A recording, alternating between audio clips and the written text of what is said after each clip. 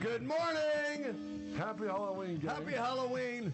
It's time for the Jeff and Janki Show! Just an hour from where you are. That's if you're in Hollywood, right? Yes. And this morning's show, turn around and smile. This morning doesn't get much better than this. Halloween in Southern California. Woo! Woo! And this morning, this red-headed, horned devil nymph from hell, Casey Mussman, is joining us. Yes! An awesome makeup artist with a giant resume, impressive horror stories, and more importantly, she dressed up for Halloween in cool, pointed devil ears. Those are the tightest hones I ever seen! I'm not in costume, guys. What? She's not in costume! As an altar boy, I thought that would alert me to the former altar boy, that would alert me to the presence of evil. Yes! Apparently not. It is a pointer. Wow. You would think. Well, you do rock the horns. Okay. And then at the 8 o'clock hour, all three of us are going to be able to talk to our Hammer film legend, Veronica Carlson. And she'll Right, tell us all risen about from the her grave. first kiss with Christopher Lee. She worked with Christopher Lee, Peter Cushing, the whole ball of wax. You'll love her. She was our guest last year as well on Halloween. She's incredible. Hammer films. I Oh my know, I God. know. Yeah, that was a treat watching with Dad back in the day. Wow. Yeah. Now, Casey Mussman, of course, is a makeup artist with a huge resume, even though she looks more like a leading actress. Casey, where are you from? What got you into makeup effects? I'm from Israel, so I came from all the way across the pond. Wow. Wow. Yeah, to Hollywood, California about Yeah. 7 years ago. I started working in horror over there, overseas, in film. The best part about it is every time that you do anything in film, anything that is makeup related, it also combines the design, all the props, special effects, even some digital effects. So you get the whole package, and it was just great. We worked on a lot of zombie things. Horror is on the uprise in the Middle East. The first horror film only came out around 2009. It was called Really? Golem. Yeah. Well, wait a minute. Didn't they make the Dybbuk in 1927? Was that shot in Israel at all, or? It might have been shot in Israel, the Dybbuk, haha, but yeah. Are you a Dybbuk today, by the way? What is the Jewish equivalent of Of fiends? Yes. Oh my God, we have a lot of themes. They're very biblical, kind of the same. I'd say our biggest monster is the Golem of Prague, where Of these course, horns are from. Paul Wenger. Wow, from the famous black and white films. Wow. Yeah, and it's a terrifying story as well about kind of like the first Frankenstein, even before Mary Shelley's Frankenstein. You had that going on, so they This is created- true. You predated Yeah. the story of the Golem predates that. Mm-hmm. Wow. It's a mad scientist artist who creates his own creation out of clay and mud, and that is a Jewish tale set in Prague. So these horns are from Prague. I got them from an incredible monster maker, Dio. Joseph Rarach. They're like and seamless. Vlad They Lopez. work. They're perfect. You know what? Yeah. The blending to your forehead and everything is amazing. I can't really, Mm-hmm. Wow. No. You came out here and appeared on. You came out here and appeared on the Makeup Effects show. Face Off. Face off. Yes. Uh-huh. No, you were self-taught, or did you go to MUD, or did you go to? So I started in Israel. I was watching Face Off. That's kind of what. Seriously? Yeah. First and You second were watching season. it before you even thought about. Mm-hmm. Wow. Kind of what got me into gear, because I didn't know a lot about the industry, the global industry, till I saw that one. I was like, wow, this is a job. People get to like get covered in blood, make monsters as a living, get creative. So I watched the show. I came out to LA. I went to cinema makeup school. Oh, you went to cinema makeup school. Wow. Yeah. And I have the honor of instructing there today. It's a fantastic school. Are you going to wear these for the class? If they're naughty. Oh, rock and roll. Come on. Yeah, so came out here, and I had the honor of participating on the show as a contestant. It was amazing, so crazy, and the inspiration going on, the other artists, the pressure. Oh my God, the pressure. Mm-hmm. This is Ghost, the German Shepherd. Now, were you on the same season? What season were you on? Were you with when Sig Neutron? Were you on with him? No, he was All Stars, one before me. That was before you. Yes. As a Chewini owner, this is great to have a real dog on. Ghost is a horror dog. Oh. His But name he's a shop dog, right? He's a shop dog. Yeah, he's a monster maker, and he appears in films too. Wow, cool. He appeared in Penelope as a wild animal eating bodies. Wow. Did he really? Yeah, we made quite the team, and he also appeared on a show for Animal Planet Risk It for the Biscuit, where he uncovered dead bodies and props from the desert for the police. Oh, he plays a corpse dog. Yeah, That's played a cool. corpse dog. Yeah, That's and great. I make the corpses, so we're quite a duo. That's awesome, actually. Who was your most impressive effects instructor at the cinema makeup school? So many. I'd say one of my biggest influences going to the school was Joel Harlow. Wow, Joel Harlow, who of course won an Academy Award for Star Trek, and Yeah. he invented Johnny Depp's Tonto makeup for the Lone Ranger. Yes, absolutely stunning work. A man who has tons of vision. Really expanded my mind when he taught me my special effects class and helped me discover shapes, look into references, and how to really think out of the box when it comes to creating a makeup. Something that you've never seen before, something that is completely fresh and innovative, because, you know, there's so many horror movies, there's so many creatures, almost everything has been done, but finding good resources to work with is super important. Wow. What was the first movie you worked on as a makeup artist with a credit? Wow, that was... Get us past the hair-punching shop rat days and take us right to the first time Casey Musman was on set with her makeup bag and has to stipple or cover or fix. Oh, that was... Okay, so my first one was a while ago. It would be around 2006 on a zombie film called, what was it, 12 Hours? And it was 12 hours you turn into a zombie once you're bitten. That's the reason, the name of the game. And there were about 50 zombies on set. Wow. My first That's a lot. yeah, That's a lot of makeup, man. I was making prosthetics. I didn't even know what I was doing. I was like sculpting, doing everything in latex because you can't get foam latex in Israel. You can't get alcohol paints in Israel. You can't get a lot of these materials that we work with, that we go to the effects makeup supermarket here in LA. Over there, we were working with plaster from construction sites and silicone from a bathtub company that... Oh, that's crazy, man. Seriously. That's got to improvise right there. Yeah. Was that the first zombie movie shot in Israel? No, it wasn't the first. It was the probably the biggest amount of zombies, though, at that time ever shot. And then the next one that I did was for a music video, and we had about twice as many, which was crazy. And we kept having people volunteer who wanted to be zombies piling in. So we had about 100 zombies on the next one that I did, which was called My Zombie Valentine. Yeah, a zombie parody. It's crazy when you work out there and you have no resources. It kind of makes you feel like you're back in the day. What we hear about talked here, the artists of the 50s, the 60s, the 70s. And I feel in a way that it's kind of a blessing that you get to work with that mindset of having to kind of figure out what you're about to do and how to do it. And then most of it doesn't work and you have to change it on site. Tell us about that, because I was at an IMATS where Rick Baker was speaking. And Rick Baker just won his 6th or 7th Academy Award. And everybody wanted to hear him talk about whatever his latest monster was. And he goes, you know what? I'm not going to talk about that. He goes, because that's my 6th or 7th Academy Award monster. He goes, that's kind of a rarity, a problem, you know what I mean, for people in this room. He said, I'm going to talk about doing that first monster on the movie where your budget doesn't cover what you're doing.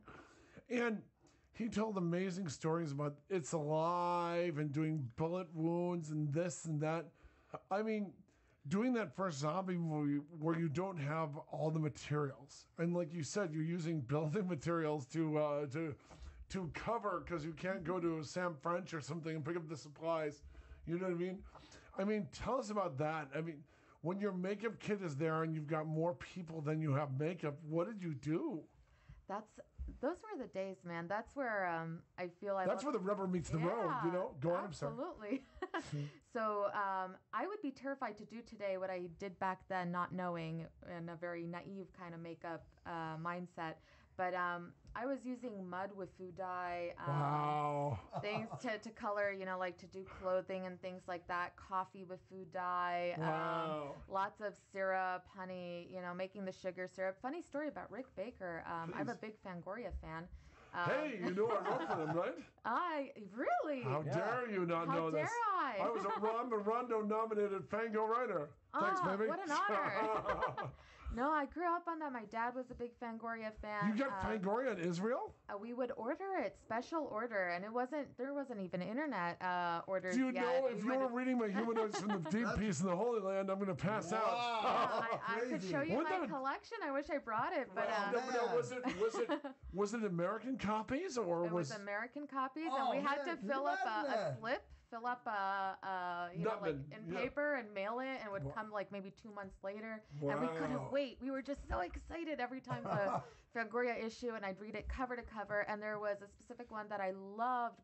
Rick Baker was in it talking about monster making, and there was it was an interview, and he just put so many tips in it, what things he was doing. I don't remember the specific one, but I read that so many times, and every time I do a makeup, I'd refer back to that one, and then all my friends would share it. And at the end of maybe after 2 years, it was just a whole bunch of ripped up papers inside sheet protectors. We read it so much it just fell apart, and we you just read kept it so much it fell apart.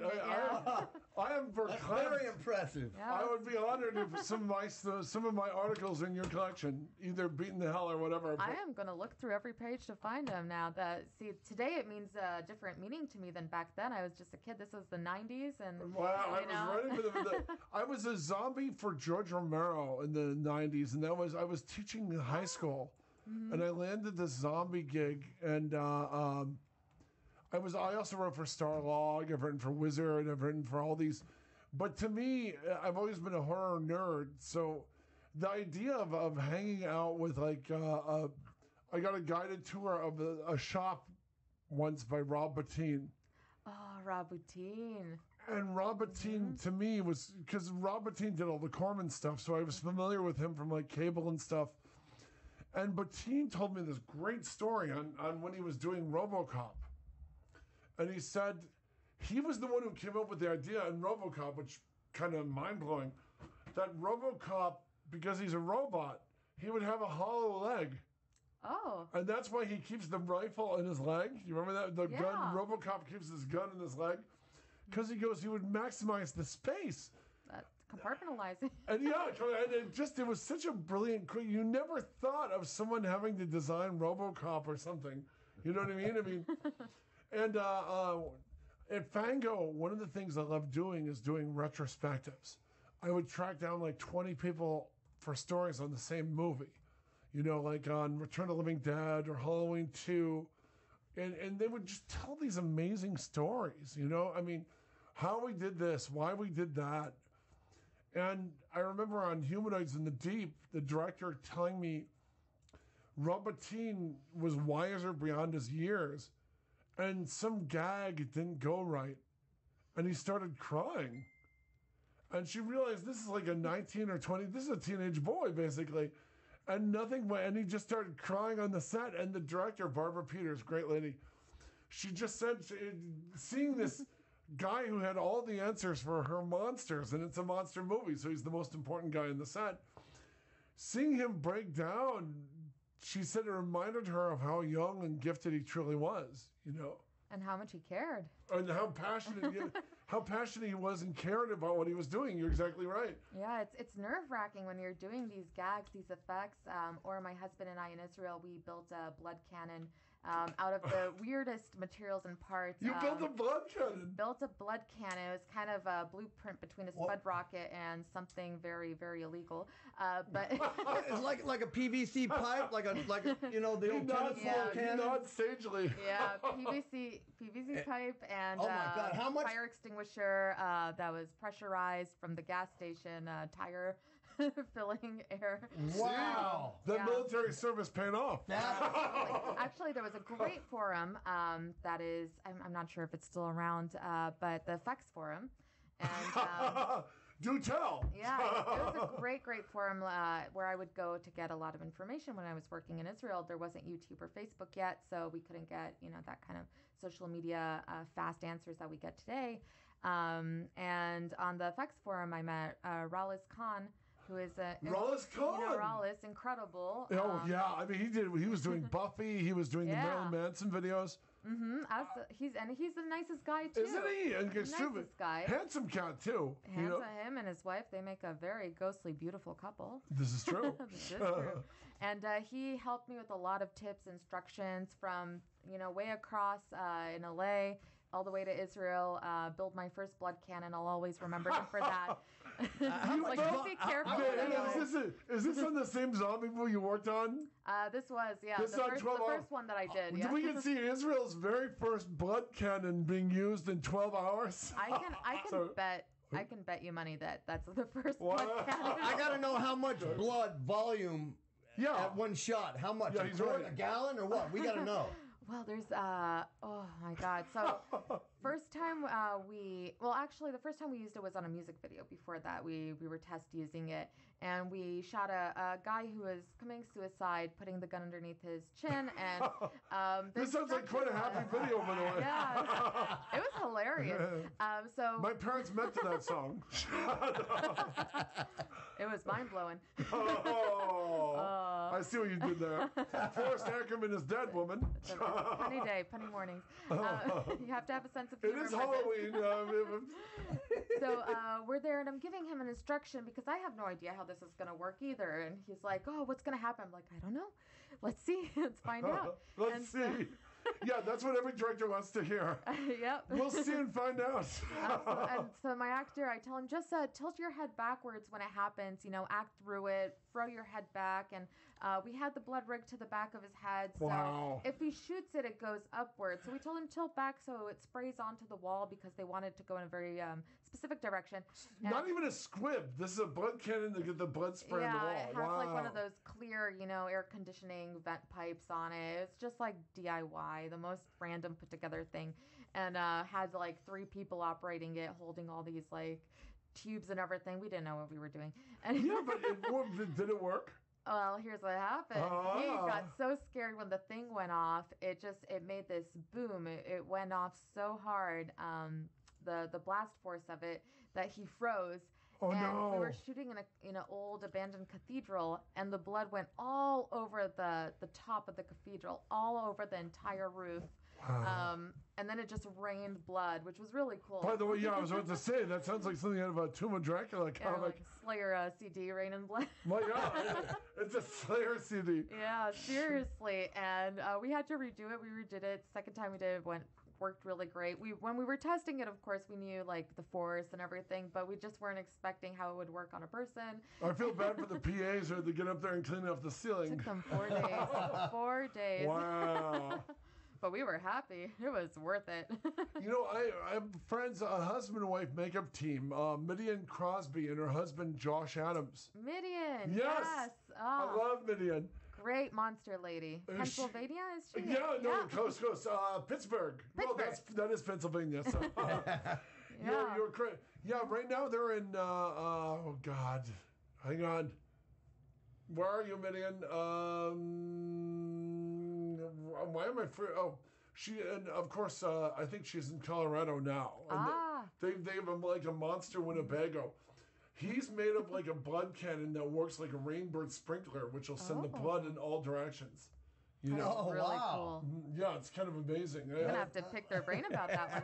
We've come a long way in blood. We did a music video for Pink a while ago where we had 250 gallons of blood on site in huge drums to use. We were making it rain blood literally all over a stage that was enormous.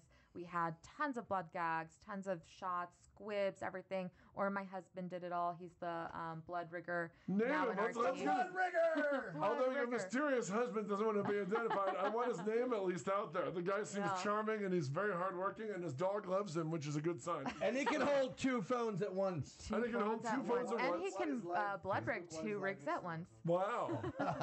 And I love that your German Shepherd is named Ghost. That is so cool. Yeah. Speaking of blood, I just worked on a music video for the 20th anniversary of Slipknot. 300 gallons of blood in a mosh pit. We were topped. So imagine that, hundreds of people in a mosh pit everywhere. You did it in Israel with a degree of difficulty that's far. Oh yeah, That was done here, where there's a makeup effects store within 15 miles. Well, I love it. Anything with blood works. 300 gallons. Wow, in a mosh pit. Yeah, and then it was leaking. They didn't. It started leaking in the studio. It's one of those studios that warehouses where you see every shootout in downtown LA, where people drive in and machine guns and crates knock over. And I love it. Where am I? It's like GTA style. I would love it if life was like Grand Theft Auto. By the way, props for mentioning it. That is my favorite video game, Liberty City and all that. Yeah. Mine favorite is still 2. Rip. Top view, 2D. We would do the row of Elvises.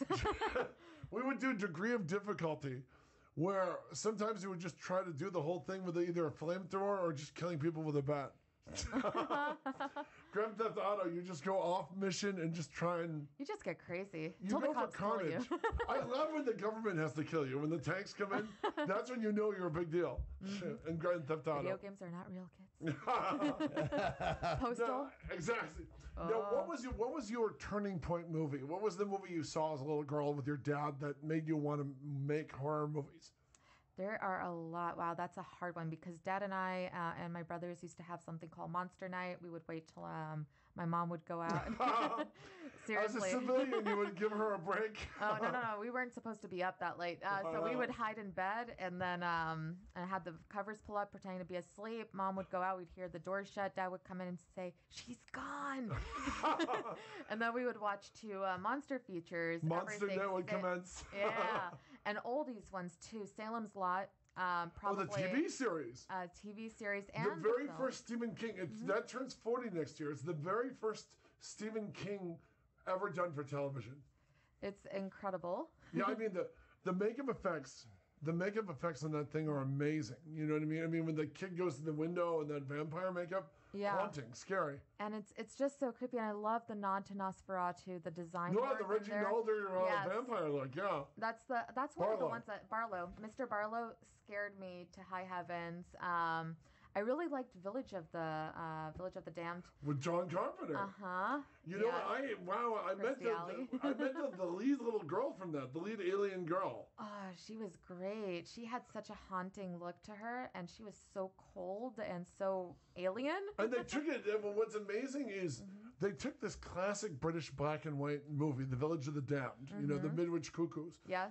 And they found a way to make that makeup translate in color, which was kind of amazing. And the colors with the dilated lenses, and you know the wigs are a little silly, but you know they're trying. No, I still like the wigs. I like the whole aesthetic of it, and it had great actors: Christopher Reeves, Mark Hamilton.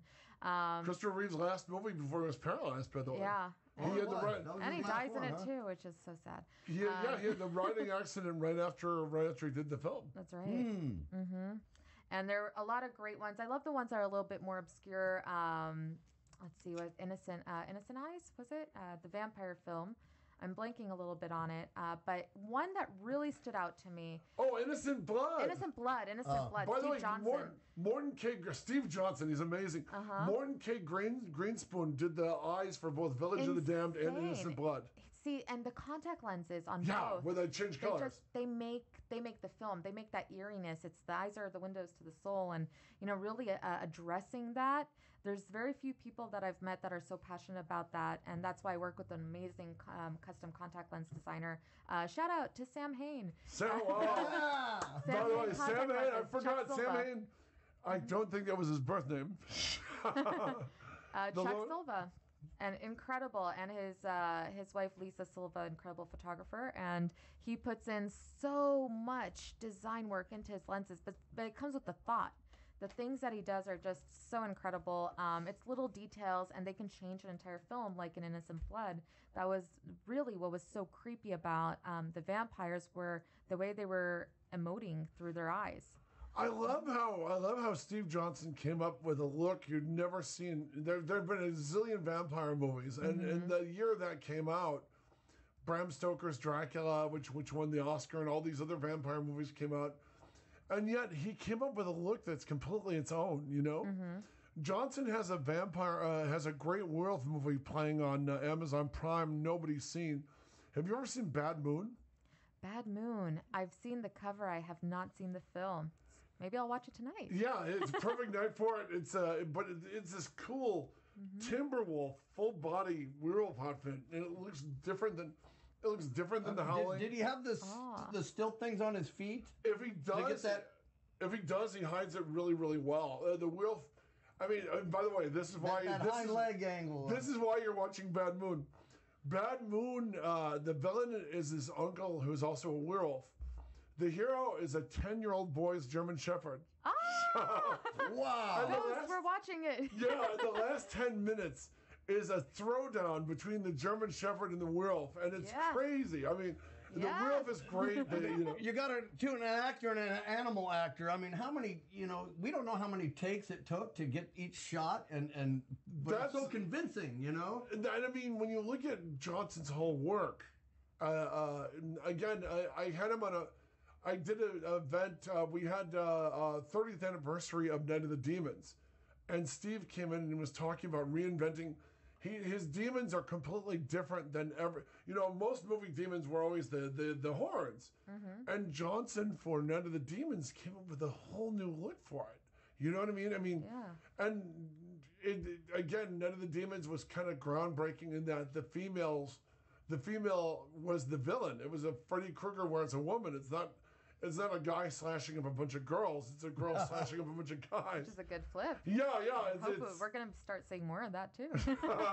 I find it highly offensive. So speaking of werewolves, one of my most influential films, for me, horror films, was Company of Wolves.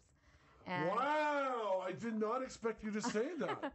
The wonderful British movie. Obsessed with Company of Wolves. I saw it once as a kid, and I couldn't remember. My mom came in. She shut it off. See, smack in the middle. Damn it! Don't you hate when it must have been scary? Don't you hate when the mother must have been ruined monster night? Oh yeah, Mama Musman. So she shut it off. That's why you had to wait till she left. We did not have, like the indexes, no Netflix. You can't figure out what the name was. If you watch it, it comes on once. Angela Lansbury's in it. What was the name of that movie? I didn't know what it was, and I only remembered one scene before she shut it off. Obviously, when the girl in the powdered wig is turned into a werewolf, right? No, it was a different one. It was the wolves running through the house, and that's a scene that stuck with me. I think I watched it when I was about 8 years old, but that scene stuck with me till I found it when Facebook came out. That's when I actually found the film years later. Because I would have thought wolves running through a house, that's actually a scene from The Wolfen. Yeah, exactly. That's what a lot of people told me. And I started talking with people on Facebook, and I'm like, I really want to find this film. It's stuck in my brain, and I can't forget it. I saw the scene where they say never trust a man with bushy eyebrows. Right there. They do those. I apologize.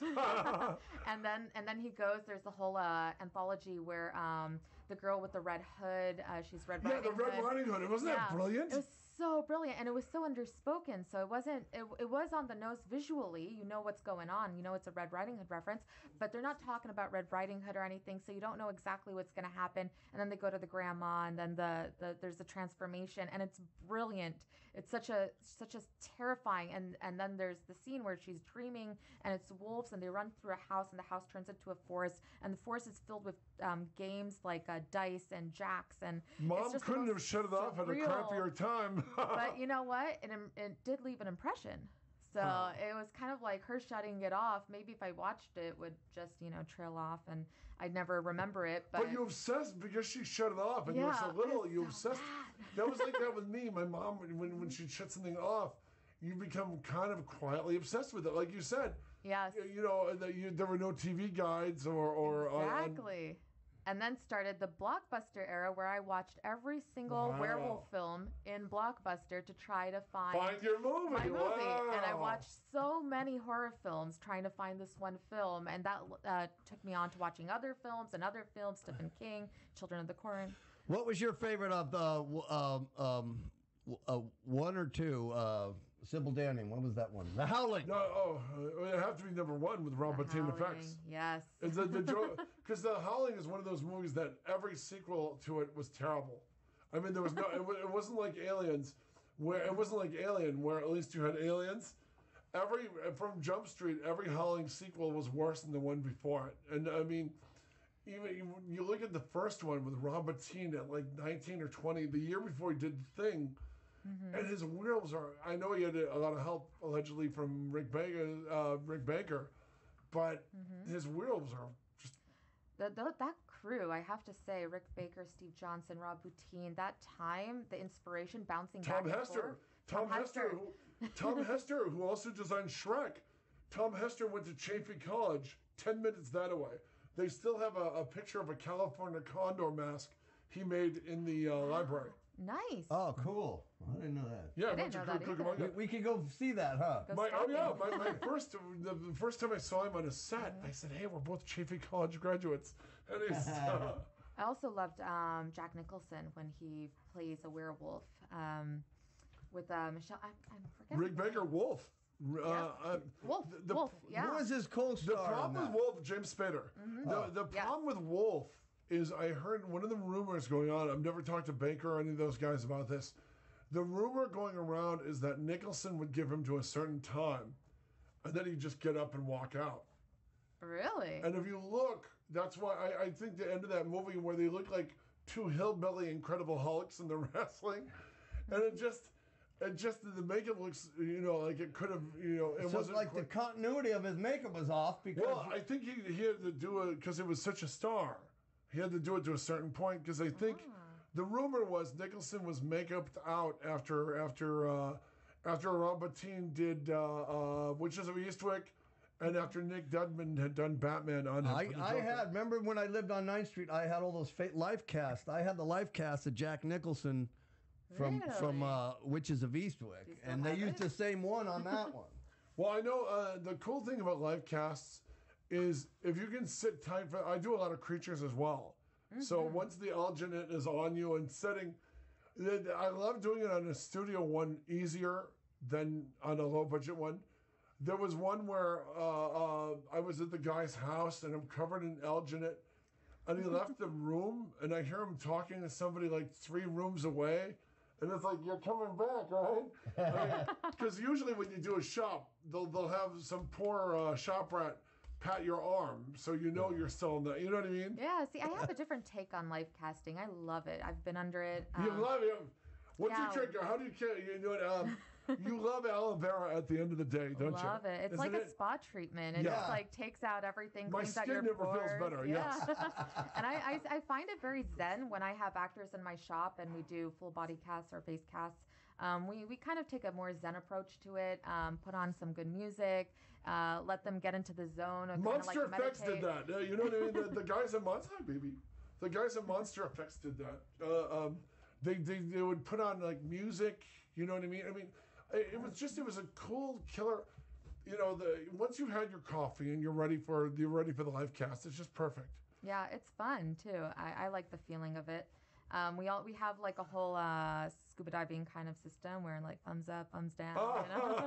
What kind of products are you using for your castings now? Besides, Algin is old school. What about like some of the smooth-on products? Algin is not old school. Algin is everything. I use all of them. I use body double, silicone. I use alginate. When you spread on like peanut butter and then it hardens up and you just peel it off. You put your to keep the right. The shell on the outside, like a plaster bandage? Yeah, to hold the shape? Yeah, it depends on the production. Sometimes we have to do a lot of live casts and we don't want to keep them at the shop afterwards. And once the production's done, we're never going to be using them again. So it's better to do alginate. And then just if it's, background people, a lot of time it's cost efficient. Yeah, just throw the crap on the face and get them out of there. Then nobody's going to live casting that. Well, silicone's expensive, so it's why waste it on?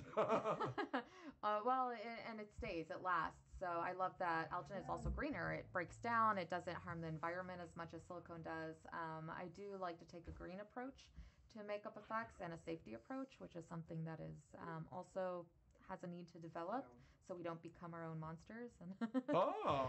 yeah. I like the way the alginate shrinks. If after you do an impression, you just leave it out and let it get warped, and then pour a casting into it, and you make this little Shrunken mutant of head. it. Now, what's the name of your shop? Do you guys have a cool name? Our name is Nocturnal Designs. Wow. Don't you remember the Nocturnal Design booth at Son of Monster Palooza? Of course, but I wasn't sure if that was also a shop name or just a brand you guys were coming up with. Yeah, it's the shop. It's who we are. Our logo is Loki, the Shadow Trickster. He's a demon cat silhouette. Wow. And the reason for Nocturnal Designs is when I opened the shop, I was working 4 part-time jobs during the day. Wow. 2 a day. Half a week I did 2 jobs. Half the other week I did another 2 jobs. So it would be a very early day, 6 o'clock to about noon. I would work 1 job, then noon to about 8 another job. Then I would go work my shop in the Nocturnal. Wow. Now, was that hard in your shop rat days? Oh, that's... Remember that one model? Oh, that was the That was the day when I brought my motorcycle. Remember, I took pictures of you on my motorcycle. I love Oh, that. that's amazing. cycle. It's your Shape of Water. And she was really tall, but she was wearing heels. Oh, though, right? she is very tall. China. She's an incredible. that's not Cat Sheridan? China Sky. Okay, China wow. Sky. Big monster family, by the way. Her mom is an author of a lot of best-selling horror books, and her dad's a big horror convention enthusiast. He photographs a lot on Monster Palooza. That's how I met her. He came over and said, "Can you do makeup on my daughter?" And I was like, "Sure." Like, she came over. Amazing family. Actually, that makeup is to match my monster car. So Really? You have a monster car? I have a monster Did car. you drive it today? Is it out in the lot? Or? No, unfortunately, yeah. But she's back at my shop. I totaled my PT Cruiser and Those are crap cars to begin with. I love my crap car. You know, my father was an aerospace and an automotive engineer, and I was going to buy one when they came out because they looked great. But for like the first 5 years, the motor was burning out. Do you remember that? You know, you couldn't buy a PT Cruiser in a certain window of time because they were having all these engines burn. But you know, they became great drag racing cars, and there's a big customizing community of PT Cruisers. That I did not know. My car is called the PT Bruiser. Oh, I see what you did there. Covered in skulls. Wow, seriously? Yeah, seriously. On the top, it's or the PT Bruiser or the Chariot of Skulls. It has 2 rows of skulls sculpted on the top. It has wings, metal wings welded on the sides and bars. And it's really kind of fun. The neighborhood kids love it. We drive it for a lift on Halloween. Do you really? Yeah, just for fun. Look at this. Look at the detail on this guy right here. What was this? What was the name of this one? That's totally your imagination, or? Oh, that's actually that guy is the Golem of Prague. That's the guys who gave me my horns. That's actually their makeup, but they're in it too. So that's Joseph Rarach, the creator of that makeup, wearing his own makeup. And he's from Prague. He comes. Well, once let the camera get it. If you're going to talk about their work, don't. He comes in once a year from Prague with Vlad Tepes. They're a great makeup artist duo. They do a lot of very ornate, cool makeups. Shout out to the people in Prague. Yeah. Makeup effects around the world. Wow. Yeah, and it was so amazing. They came over and they said they really liked my work. They brought me a Star of David because I'm Jewish from Prague. Wow. It was one of the best gifts I've ever received. I was mind blown. It was just so thoughtful. And then they gave me horns, and I was like, yes, my people. So the best of both worlds. Yeah, horns and a Star of David. Because I wore mine on Face Off. I wore my Star of David, and my dog tags from the military. I'm a military veteran. I was going to ask you about that. That's beyond. Was that cool? I mean, we only know about it from the John le Carre novel, The Little Drummer Girl, which was turned into a terrible movie here. But was that cool? Having served as a soldier, do you feel like you can handle anything in effects? I think it's important. I think that's one of the beautiful things about Israel is we all contribute, we all strive to build up our community.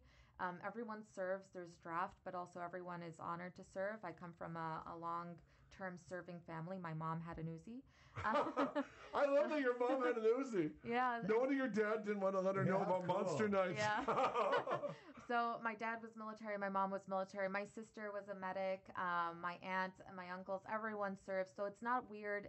It's really cool. I was a machine gunner on the border police. Wow, see, that's rock and roll. In the beginning, and then I transferred into being in field intelligence. Wow. Office. So it was just great to serve my country. That's rock and roll. It's discipline. It also gave me a lot of reference for makeup effects.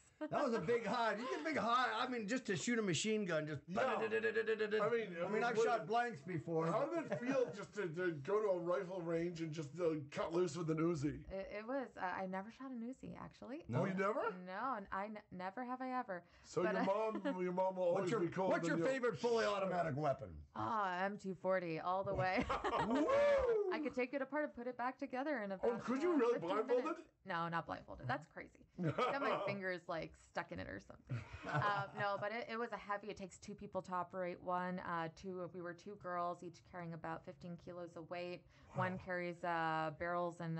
We're American, baby. It's all in pounds. And I thought tank girl was impressive. We don't do metric here. Yeah. So she's the original tank girl. Wow, but did you keep your boots? I did keep my boots. Yes, wow. I did. I had to pay a fine for losing them. Oh, But, that's rock and roll, man. You got your boots. Yeah, I hiked with those boots. I still have them. I kept a lot of my gear. And I even have a crazy story. There was a grenade thrown into our office, underneath my office, during a riot. And I didn't know about it till 2 months later when we were filing reports. And I knew that an active grenade was right beneath me when I was in that office. And I was like, wow, that's a lucky grenade. I have to have it. Of course, they didn't give it to me, but they dismantled it and I got to keep the pin. Would you worn it around your neck, that pin? Because that could have ended you. You know what I mean? Yeah. It was fortunate because the pin was halfway. When they tried to pull the pin out, it didn't come out all the way, and they threw it, and it was still jammed in it. So that's why the grenade didn't go off. So I went down to evidence, collected the pin, and I still have it on my keychain. I would wear it. Yeah, actually, I should wear it. You should. It's good luck. And by the way, my legs would wobble for the rest of my life if I'd known some idiot threw an actual grenade at me. And the weirdest part, I didn't know about it till 2 months later. Wow. Yeah, I was reading about it. And I was like, whoa. And for me, it was a boring night because I was on office duty. I was just handling the phones. I was doing the most boring work. And I was complaining the entire time. It's like everyone's down there in the action and, and like handling the riots and everything. And I'm stuck up here in the office. So boring. I was so mad. That's rock and roll, man. Yeah. And the fact that you didn't know that it was the scariest night of your life. That was, it was scary. That's a horror movie right there. I was going to say, wow. I mean, so can you do a live cast on yourself or no? I would not recommend it. It's very important when you're live casting. I don't use the straw method in the nose because I'm really scared if you like hit yourself, then that straw goes up. I hate the straws in the nose. I prefer when they leave me. I like them when they leave me a little bit of air, a pocket of air I can work with. Right. So it's important to have someone to monitor that to make sure that nothing's sliding completely and blocking your airflow. When live casting, someone there to really make sure you're okay, that the materials are setting. I'd say it'd be very hard to do it yourself. There is a great account, great story. You guys love stories. Yeah, please. I worked on I think my favorite film project that I've ever worked on was Raiders of the Lost Ark, the greatest fan film ever made. You did the documentary, your head makeup artist on the documentary, on the guys who returned to finish shooting their childhood movie. And that comes from a big passion with my dad for Indiana Jones, Harrison Ford, Star Wars. Yep, Steven Spielberg. And he's a gateway drug for a lot of makeup artists, and I've George noticed. Lucas, love those films. Indiana Jones, for me and Dad, it was like a big bonding thing. It was the last film I ever saw with my dad. Was 4. Fortunately, he loved it, so I'm good. Oh, he loved Crystal Skull? He did. He loved it because it was a nod back to the 50s, and which he grew up in, and there were a lot of things that were recognizable to him, a lot of things that that he really liked, and he always thought that Indiana Jones was kind of like an adult cartoon. I hate that there's an Indian. I know this sounds stupid, but because it was a callback to the old Republic serials. I hate that there's a Indiana Jones movie with digital effects. There's another one coming out too. But when you look at what Chris Wallace did with the original, yes, I mean he came right. He was another Bottin. I just met him at the last Cinemonster Palooza. Wow. But he did when you look at The Fly and Raiders, But a year before Raiders, he was doing stuff like Screamers from Roger Corman. Yeah. And his stuff is beautiful and it's amazing.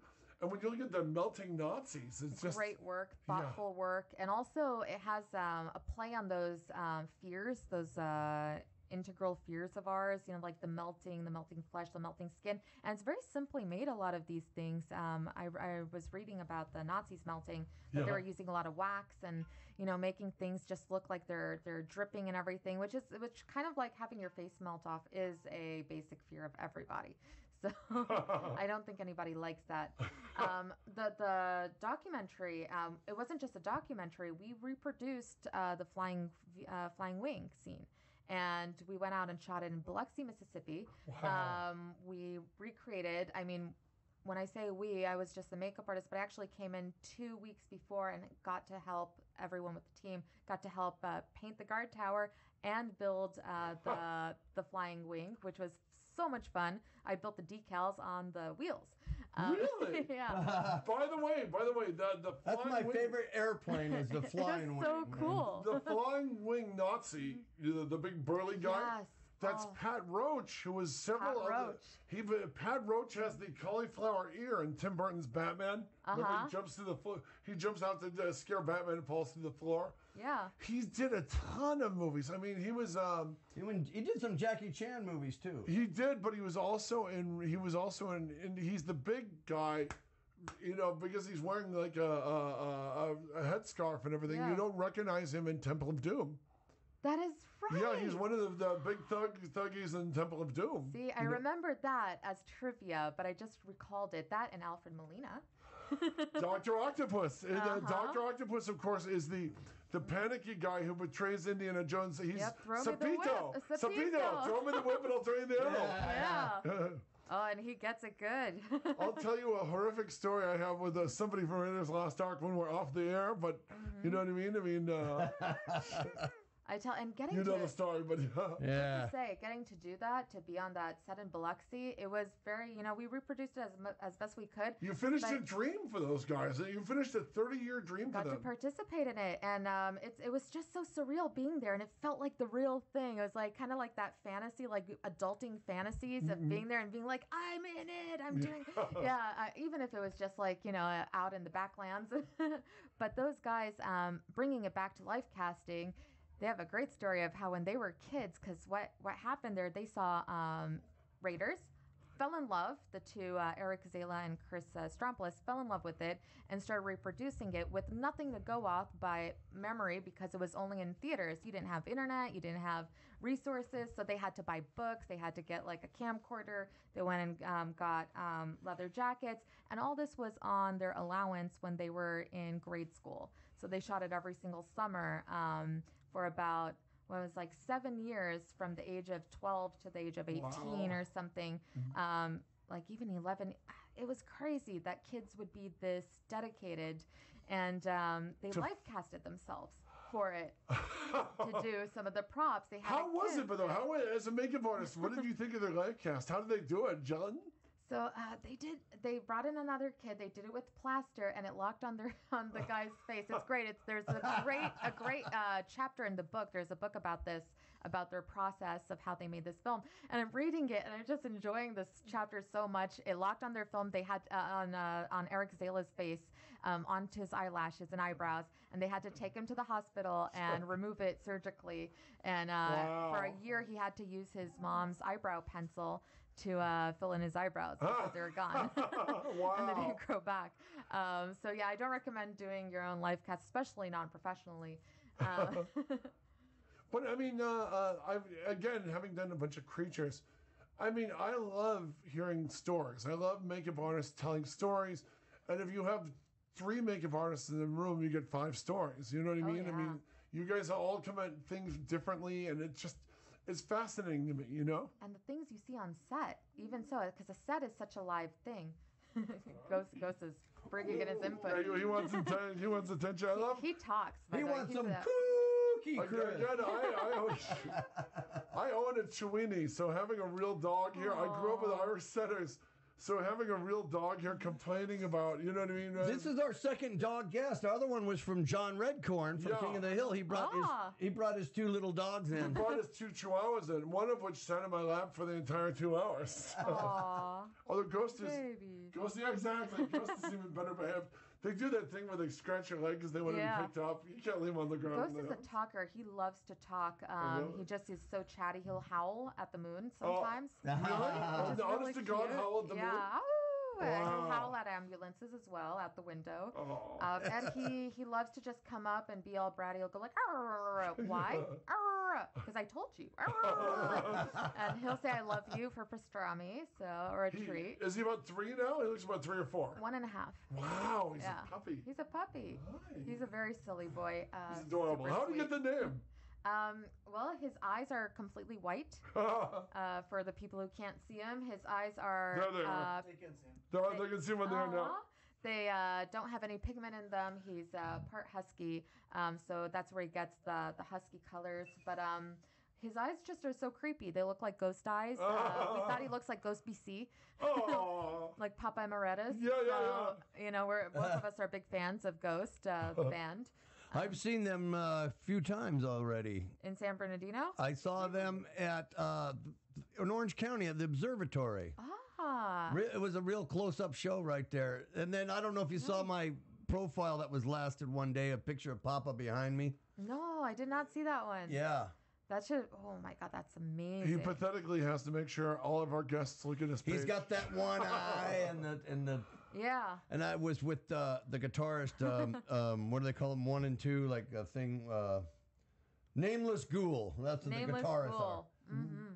I love their show. Their show is just Exactly. so well done. They have the big stained glass. Did you see Right them? on, dude. Did you see them in San Bernardino? Yeah. Wow. In San Bernardino, they had such a beautiful stage, like ornate cathedral back setting with angels and demons and. It's beautiful. Like There's Constantine. Papa gave me a Holy Eucharist wafer that tasted like Triscuit. Huh? They have thanks for sharing. No, it was a tasteless wafer. San Bernardino, Riverside is where they shot William Castle's Bug. They shot some of King Kong and the Skull Island. Was shot at the Ontario airport over here, and parts of Godzilla and Congo were shot in San Bernardino at the Air Force Base. There's so many great things shot in specifically California, San Bernardino, LA. I went to the Arboretum. The Arboretum, which is from, Arboretum. not just Fantasy Island. Jurassic Park. Attack of the Giant Leeches. Yep, Attack of the Giant Leeches. They did all the Johnny Weissmuller Tarzans.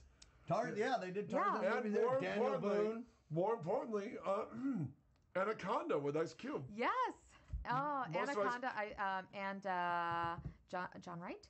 John White was in it. Yeah, John Voight, very good. John Voight, sorry. John Voight's rock and roll in that movie. You know what I mean? He was so, and the makeup. I believe that was Ken Diaz did that makeup. Yes, wow! Yeah, Look so at you. No good. flies on Yeah. you. Don't, but you can't mention Ken Diaz's amazing makeup without mentioning Walt Conte's Mechanical Snake.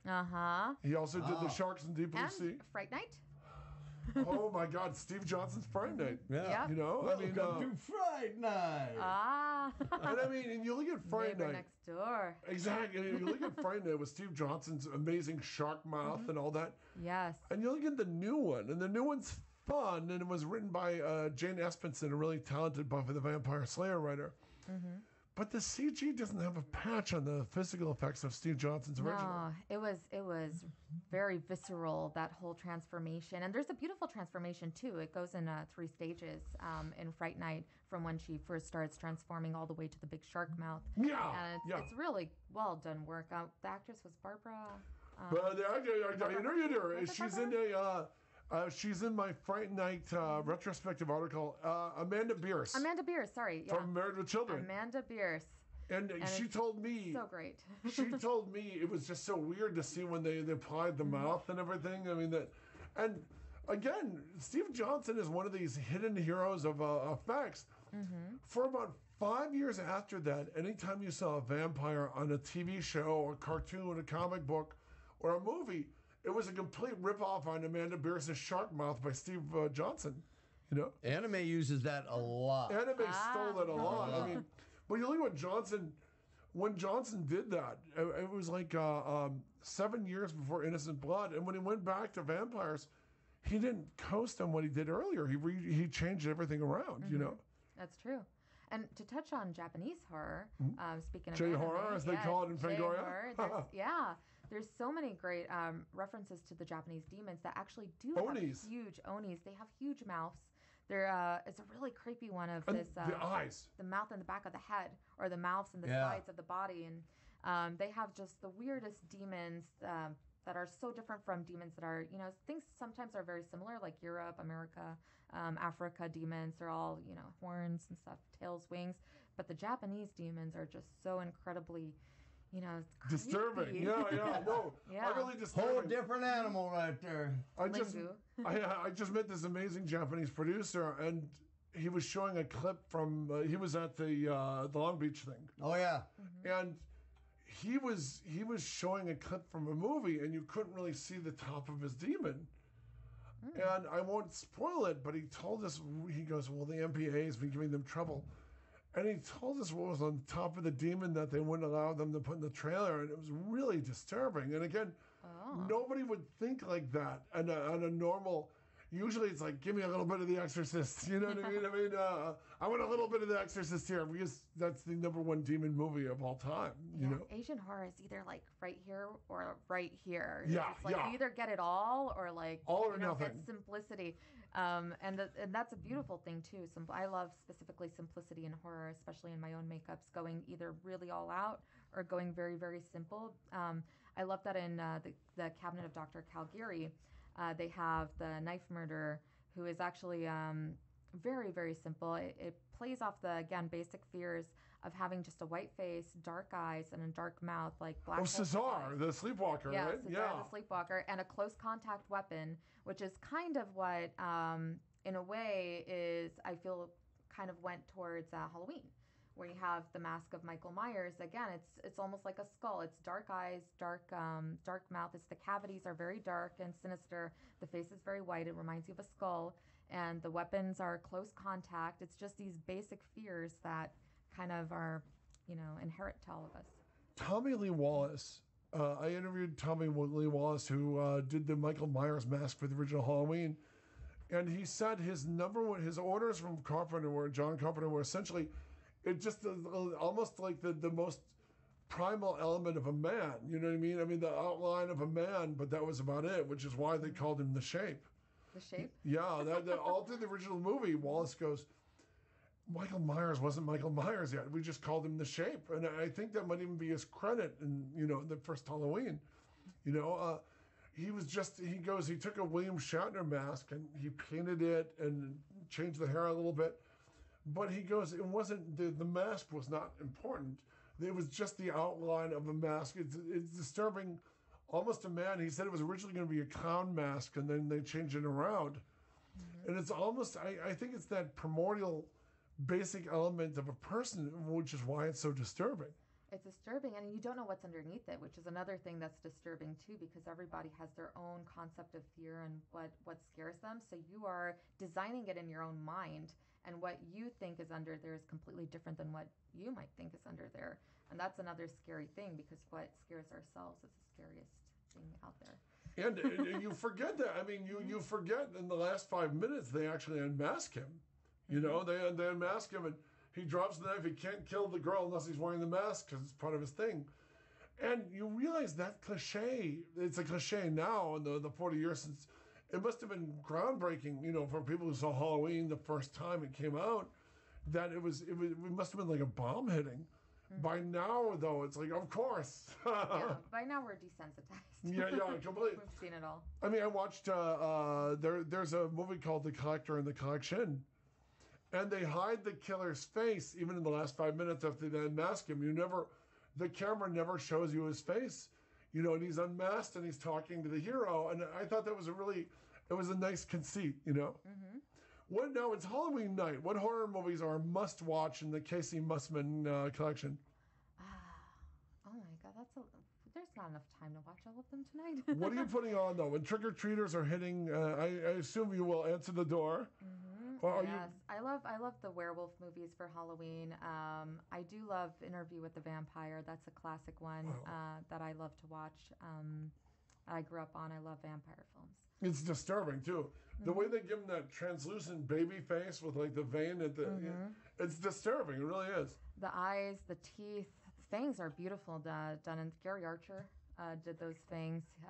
Beautiful work. Same year as Innocent Blood. Same year as Bram Stoker's Dracula. Same year. And also different. Yeah. Yeah, I love Bram Stoker's Dracula. Gary Oldman just kills it in that. Greg Cannom's makeup is amazing. Yeah, Greg. It's beautiful, especially the bat at the end, the whole like. Yeah, the bat. And the werewolf. Vampire. Oh, and the werewolf. You forget about the werewolf, but he doesn't. What I love about that, I mean, you just want to take a minute to look at the bat makeup, and they don't let you. Remember, he just flies out of frame, and it's like. It just happens so fast. Yeah. I mean, that's why you have to pause. Children of the Corn. No, hold on. We're talking the original '80s Children of the Corn. Yeah. Wow, you're a Malachi fan. Yeah, I love. He wants you, Malachi. Oh, the scythe. It was just so creepy that they were all kids, and it's so immoral and. Oh yeah. And just. Wow. That guy who played Isaac. I mean, that kid was creepy, man. Well, actually, that's Courtney. That's Courtney Gaines. He's actually very nice. What's hilarious about him is within 6 months of doing Children of the Corn, he's the creep who tries to cut in on Marty McFly's parents at the very end of Back to the Future. That's him? That's him. That's Courtney. Oh, wow. I was actually considering watching Back to the Future tonight, too.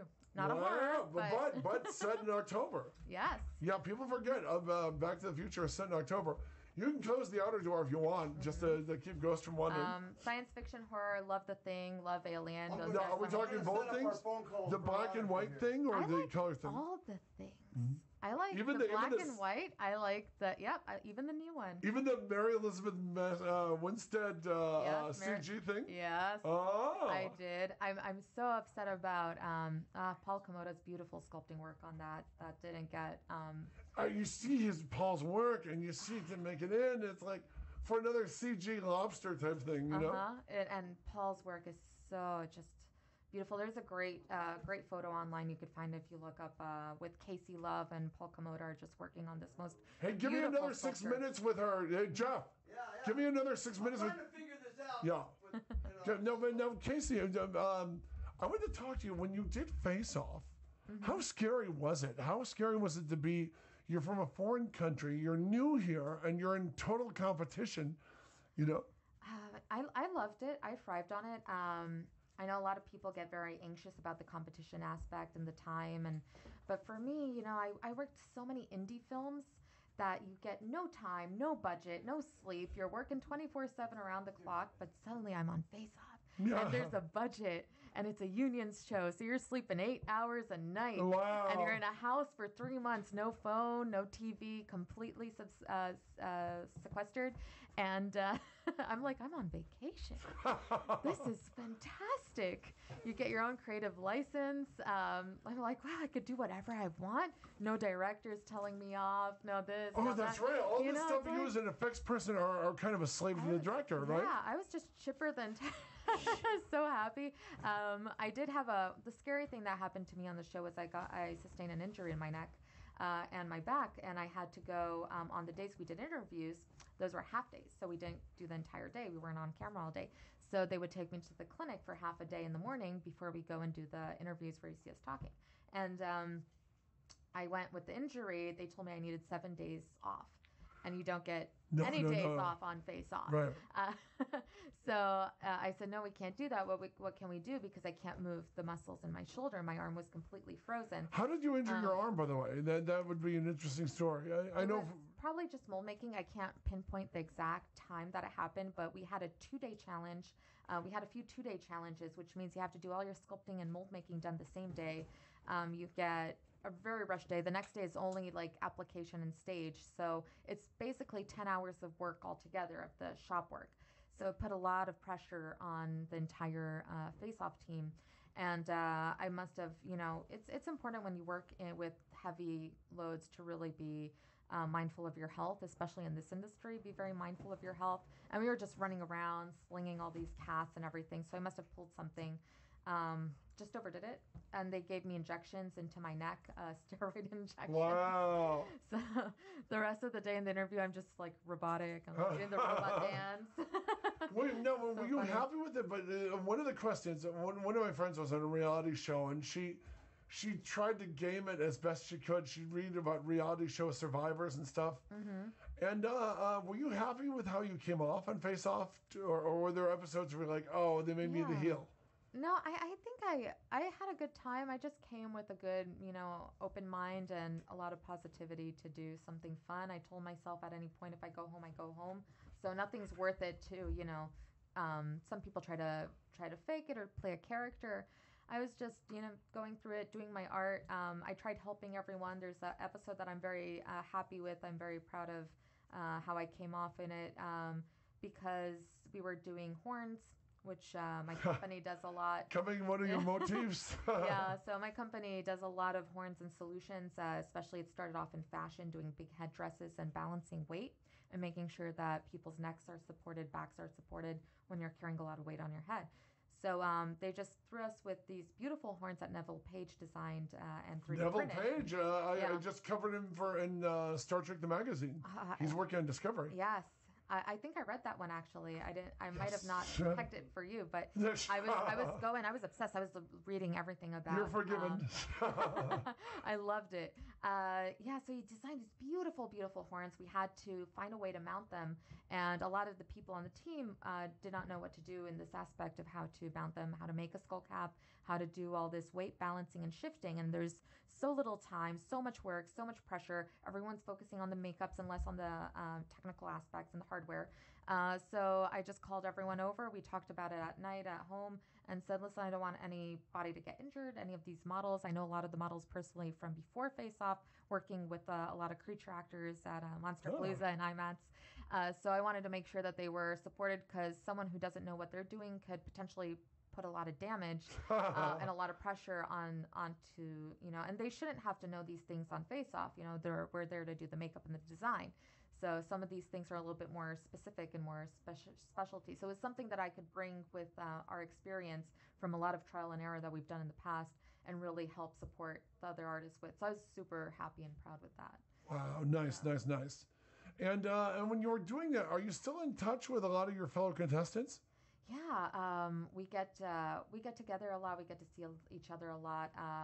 We go around with Nelson, one of our friends from Ventura. He's just an incredible artist, not just a makeup artist, but overall, he owns a haunt. He created his own haunt. He does so many really amazing things. He did a lot of prop work for the new season of American Horror Story in the promotional part of it.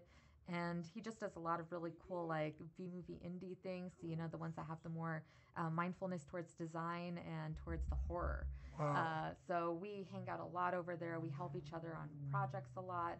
And I get to see a lot of people. A lot of the contestants live here in LA, especially ones from previous shows. Sig Neutron is a good friend. Yeah, the good Sig We Neutron. hang out with him a lot. He's helped me on a lot of stuff, helped me with a lot of projects, and great people. And you mentioned horns were one of your big motifs for the shop. What creatures do you really enjoy doing? My personal favorite are kind of the scarier science fiction creatures, and I'm a big person to combine. I love hybrid. So a lot of times I'll take things that are very alien or things that are very horror and just kind of meld them together to create something weird and something, Ghost knows.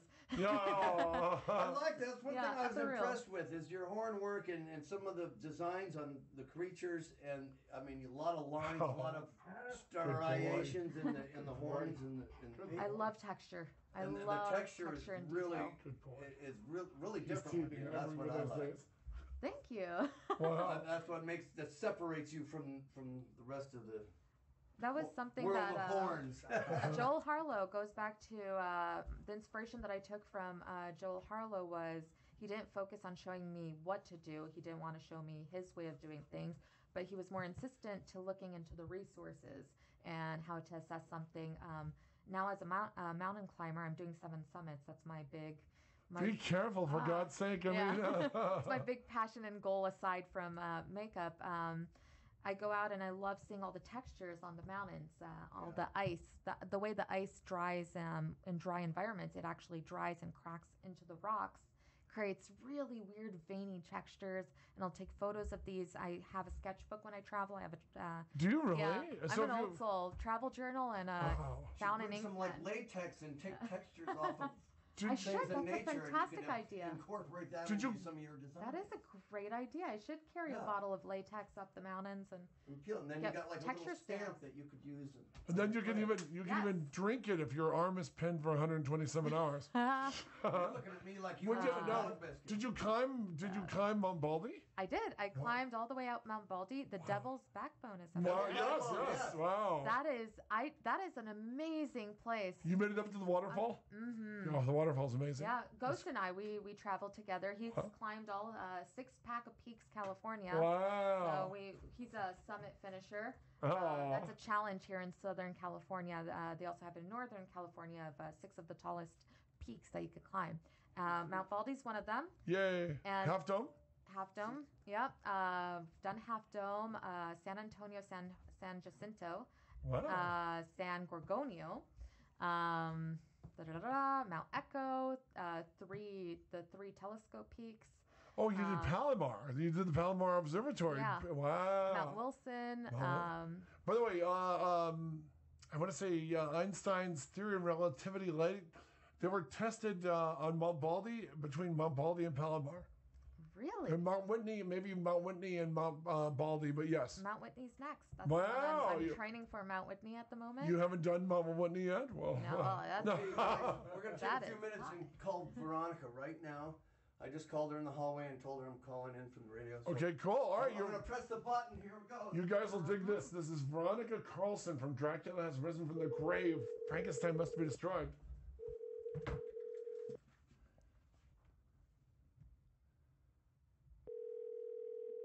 Hear that, everybody?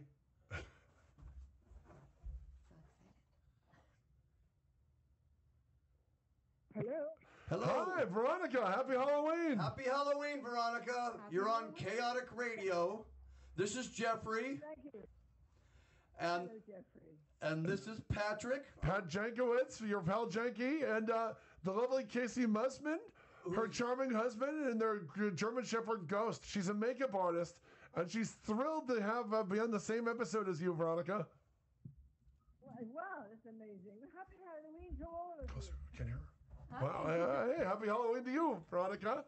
Here we go. Let's move it a little closer. Say something, dear lady. Yeah, I must say, the line is really bad.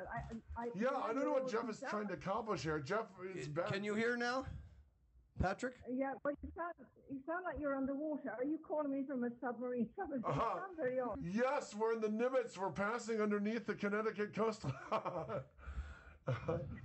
You know what? Hold on, Jeff. Is there a way we can get that better? I can hear her, but she can't really hear us. She can't really hear us. Yeah. Yeah, yes, you're sort of, but you have an echo around you. So sometimes I don't really quite catch what you're saying. But I'll try and work it out. Thank you. You want to say something, Casey? Makeup artist extraordinaire. Absolutely. I want to say hello. I'm a big fan of the Hammer films and also Pussycat. Wow. Yeah, this is very difficult. I can't. You know what? Let me Yeah. disengage this line. I'm going to call you from my phone, and we'll do it like we did last time. Yes. Let's do Okay. it that way because Okay, I'm going to hang up and call you back from my personal phone. we have Hammer Horror royalty on here, and she shouldn't be listening to a tin can. Okay, let's do this. I'll call you in 30 seconds here. Less than that. Okay. Yeah. Thank you, Veronica. Okay, well, she'll be right back, so we'll kick it until then. But no, your stories on doing that are amazing. I mean, that you started on that show, that you were self-taught as a kid before you came over here, you know? When I was a kid, we used to play a lot of role-playing games. RPG? D&D Wow, nerds. wow. But also live action, LARPing. You were a LARPer. I was one of those crazy kids with the sword in the forest. I went to the LARP. They had the first annual LARPies.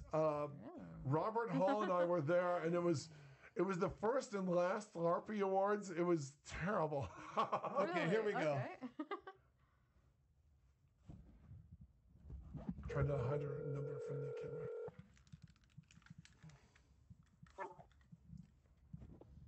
I'm here. Yay! There we You're up. go. Oh, That's better. I think that's much better. Thank you. Wow, Good. thank you, Veronica. We appreciate you doing the show. How have you been? What have you been up to? No, that's a good question. I just got back from the opticians. That's a good thing, isn't it? Yeah. I've never been up to that much. I'm designing a cover for a book for a friend of mine.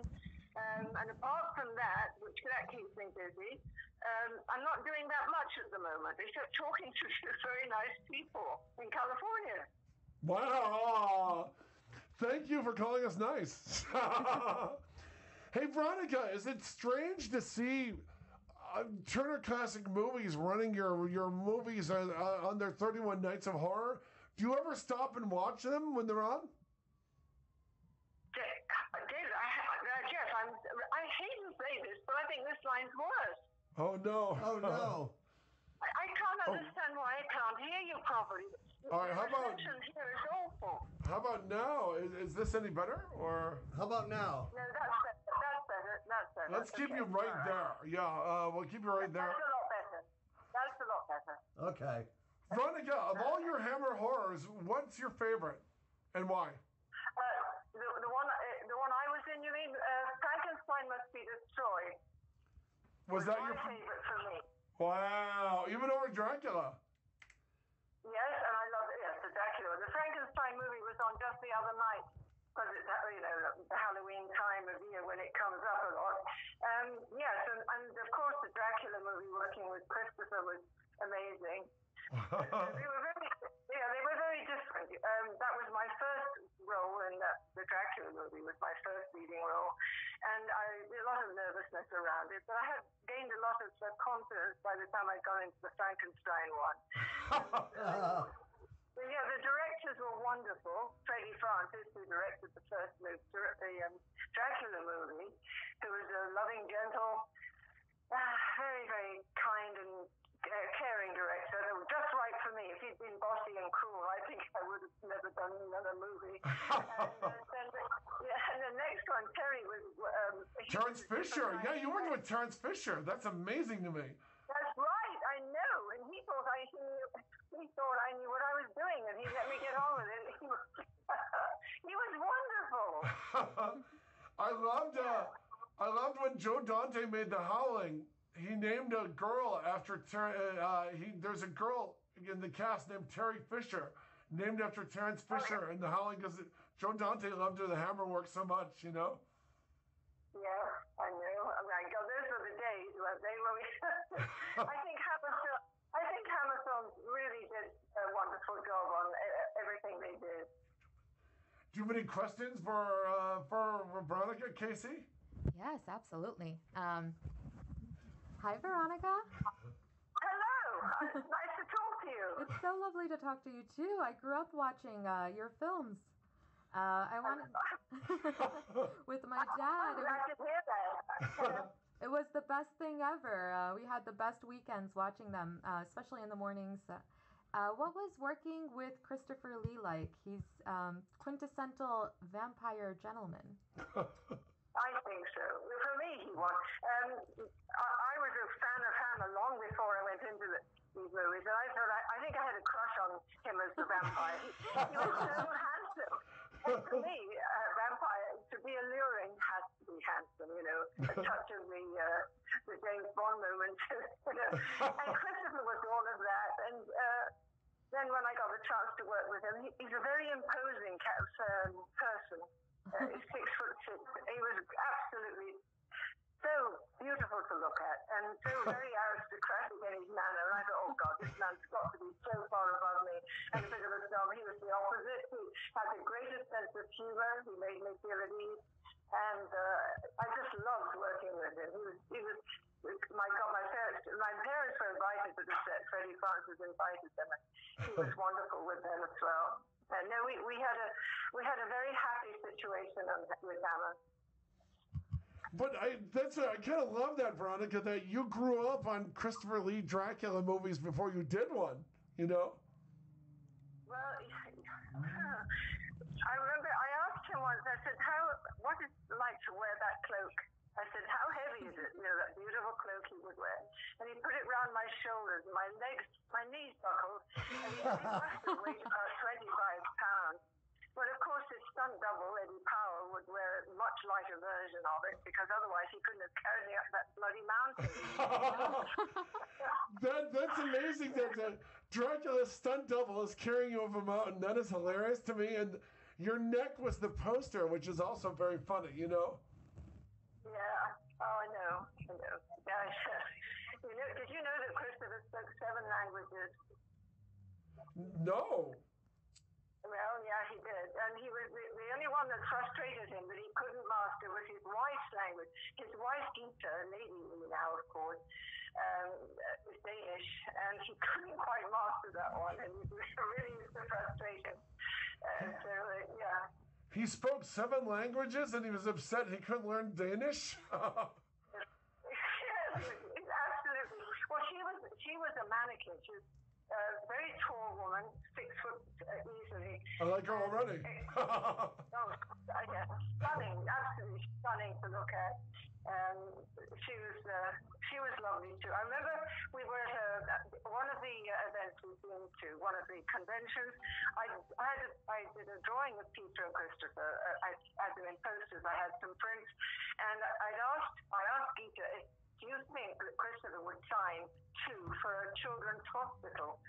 And she said, of course he will. He'll do it right now. Christopher had all these people around him.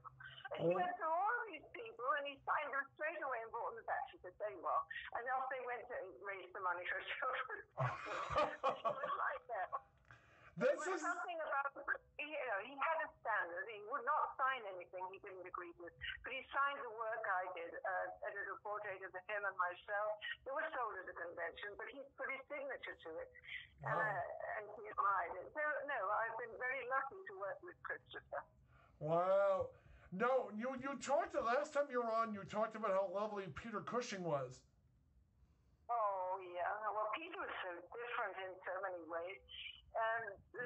Both of them had the same distinction as being gentlemen of the old school, for a start, you know. Peter he took me to dinner, he wore white gloves, he had a corsage, and he wanted originally to get a horse and carriage.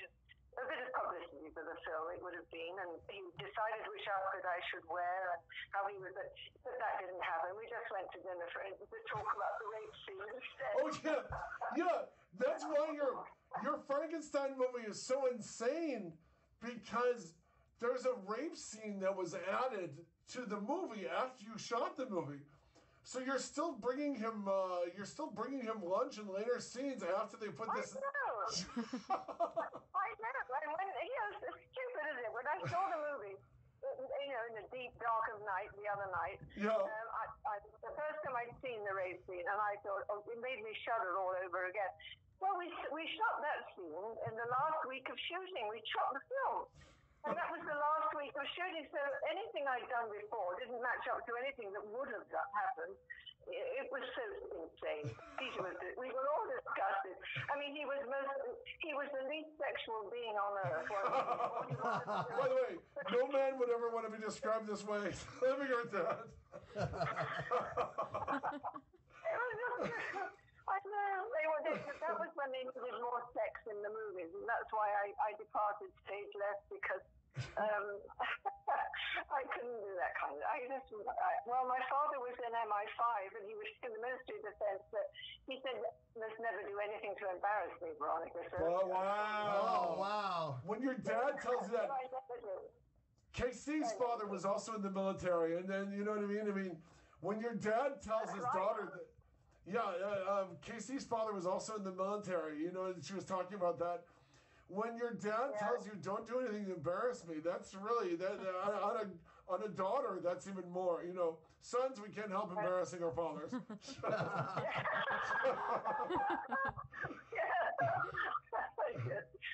I know. Yeah, so I didn't. But I know Adam, my son, put up a sheet across his garage door. We live in a cul-de-sac. cul-de-sac, and this is when he lived right next door to me. And all the people in the area came and they put the seats out. And he stood at Halloween night. He had his arm around my shoulders, and he was in the dark. He said, "Mum, you got to stand with me." I said, "Well, I really don't want to do this." And his wife was doing all kinds of refreshments. And we watched Frankenstein Must Be Destroyed, and that was without the rape scene in it. Wow! That was TCM ran the non-rape scene version. No, well, all I could think of was, thank God I never did a nude scene. Thank God I always kept my clothes on, because he had all his friends there that had grown up. I'd known them since they were 8 or 9, and I would have been so embarrassed. And anyway. I don't share your enthusiasm for lack of Veronica Carlson nudity, by the way. Damn it, why did you and Carolyn Monroe have to be such prudes? I think you're never more free as an artist. Yes. I'm thinking poor Peter Cushing. You talking about how sexy Christopher Lee is, and then a long sad pause for Peter Cushing. Nobody wants to see Grand Moff Tarkin naked.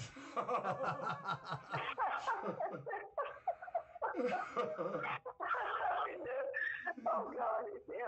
I remember when Christopher did that kiss the scene in my neck. I held my breath for so long I thought I was going to pass out. But you know, it's hot as hell. I mean, your neck is so sexy in that movie. You know. My first screen kiss in my Janki Halloween. Wow.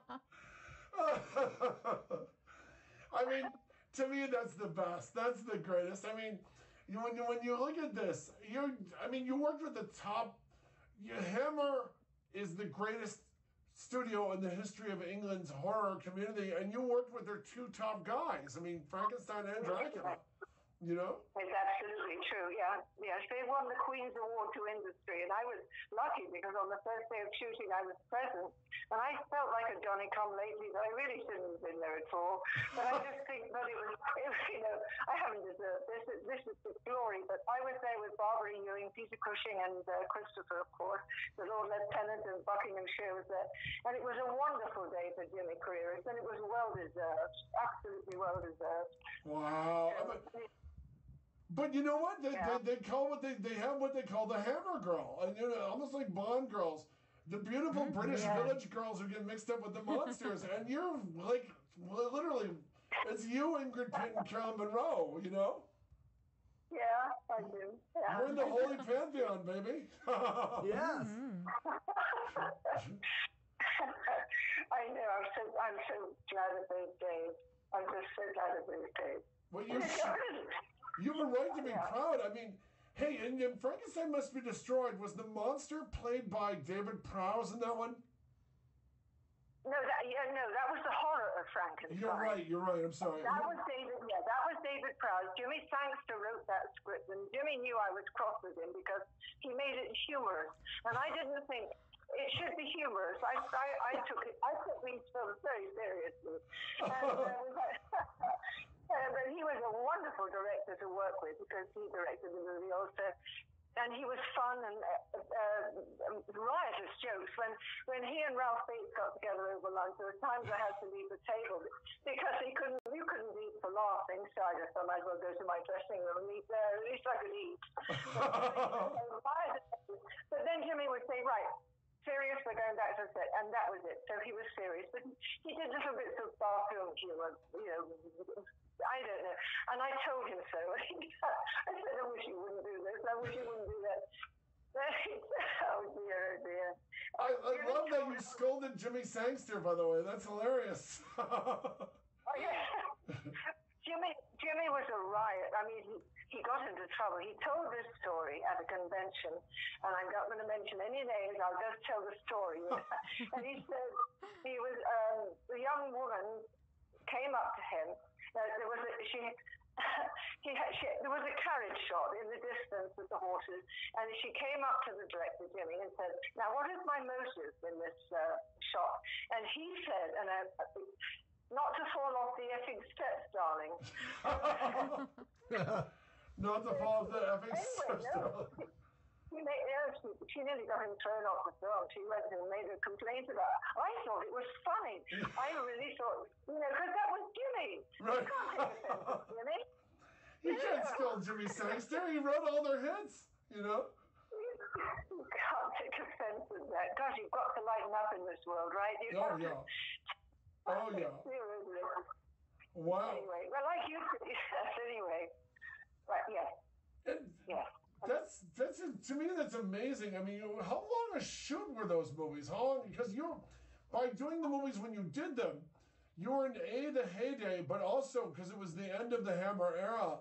Were they long shoots? Were they reusing sets? What was happening when you did it? No, the sets were exquisite, beautifully decorated, beautifully lit. I would go onto the set in the morning before anyone else got there and explored it. I loved it because the atmosphere was so powerful, and you felt like you really walked back in time. The one, when I was working with Peter, I would go onto the set very, very early as I got there first, and would find out where he got his picture of Helen, his wife. He always had his picture, a photograph of his wife, Helen, somewhere. And I always wanted to find it first before anybody else. So that was, these little quirks we had. What would you tell him? Would you tell him when you found Helen's picture, or would you just, know to yourself that? He would just know I knew where it was. Oh. He just knew. Wow. Well, of course, our clothes were all handmade. My clothes were all hand sewn and handmade. The attention to detail was exquisite. Oh, especially in the women in Hammer movie. I mean, it's kind of an. What did your son think of when you watched it with his friends? What was their take What was their take watching Frankenstein now? I haven't asked them, but I really haven't asked them. I know they're very proud. I know they are, and they've told me so. Oh. And, yeah. But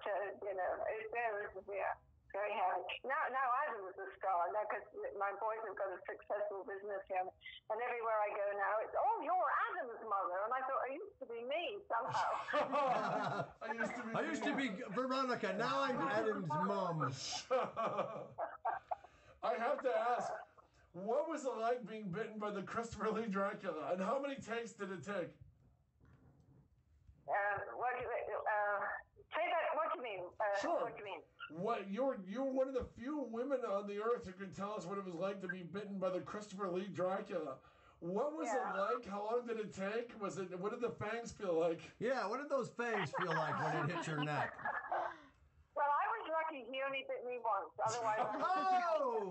Once is enough. They did with the makeup. They put, I think it's a mortician's wax on your throat, and then with a little hole with a little red paint or makeup, eye blood or Max Factor blood, I don't know what it was, and then with a toothpick put a little hole in it. And I was very proud of those bites for a while. For a while. You should always be proud of it.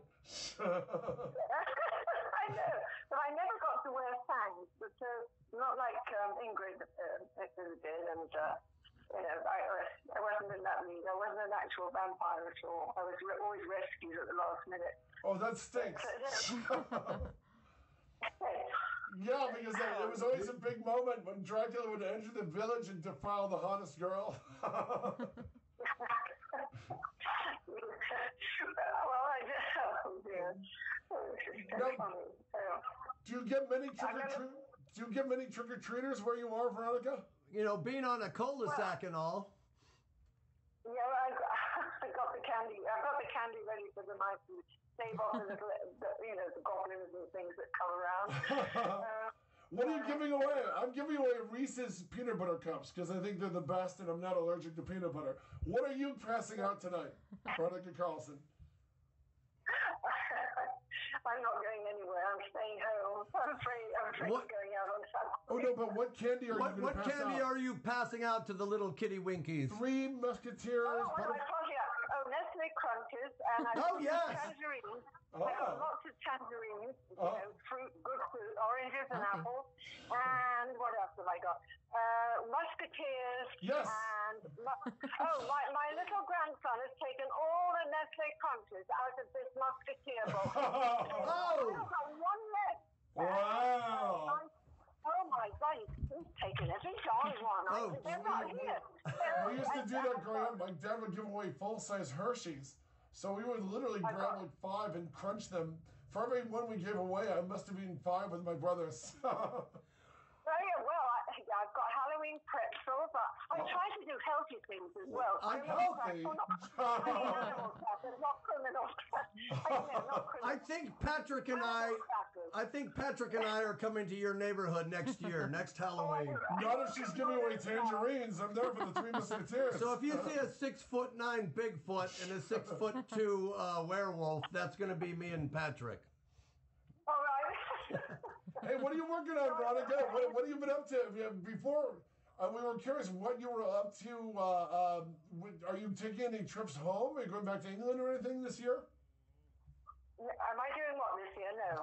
What am I doing this year? Yeah. About what? I noticed that I saw pictures on set on your Facebook page, a film you looked gorgeous and beautiful in the dresses you were wearing.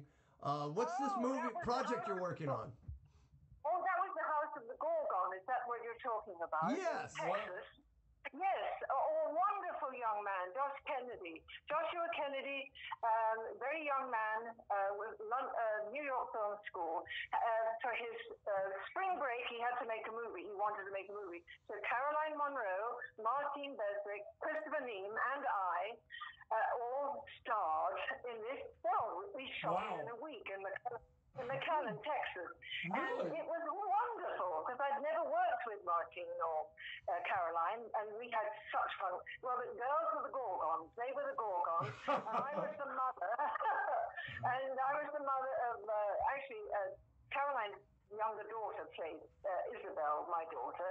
And we had a riot. And, of course, they had all the stone makeup and everything else so that everyone that was turned to stone. It was a very well-written script about the two sisters, the Gorgons, who wanted to seek revenge for their younger sister, the Medusa, who'd been killed by Perseus, and they sought to seek revenge for her death. And it was very well written. Amazing. But you're working with Martine and Carolyn. That must have been fun, right? Oh my God, they were wonderful to work with.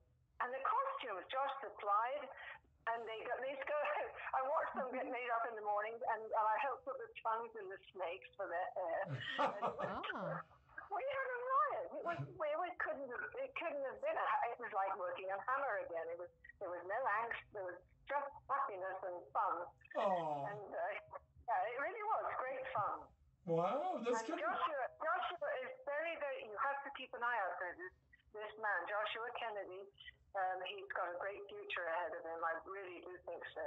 Wow. Well, we'll make a note of it. He wrote the script. He produced the film. He acted in it, and he did everything. Produced, directed, wrote, and acted in it. He was brilliant. Did you have a chance to see Texas too? Did you get to go to the Alamo or anything while you were there? No, I didn't. Did I do what when I was there? Well, did you do any sightseeing when you were there? Did you get to go to the Alamo? No. Only the sightseeing from our hotel to the place where we were making the film. Oh. And back again. We went out to eat a few times, but that wasn't very successful either. But never mind. The food that Josh's mother supplied during the lunchtime at where we were working was absolutely gorgeous. His parents were remarkable and very, very helpful and supportive. It couldn't have been a nicer time. Wow. It's just a week of happiness. But the House of the Gorgon, it's coming. They're going to show it, I think, next year. I think at Schiller. I think in the summer next year. But I have to get specific dates about that. He must call me again about that, or Caroline, or somebody. Oh no, we'd rather talk to you. Yeah. Okay. These are Carlson fans here, baby. Is he going to have a screening at one of the Chiller conventions when this movie comes out?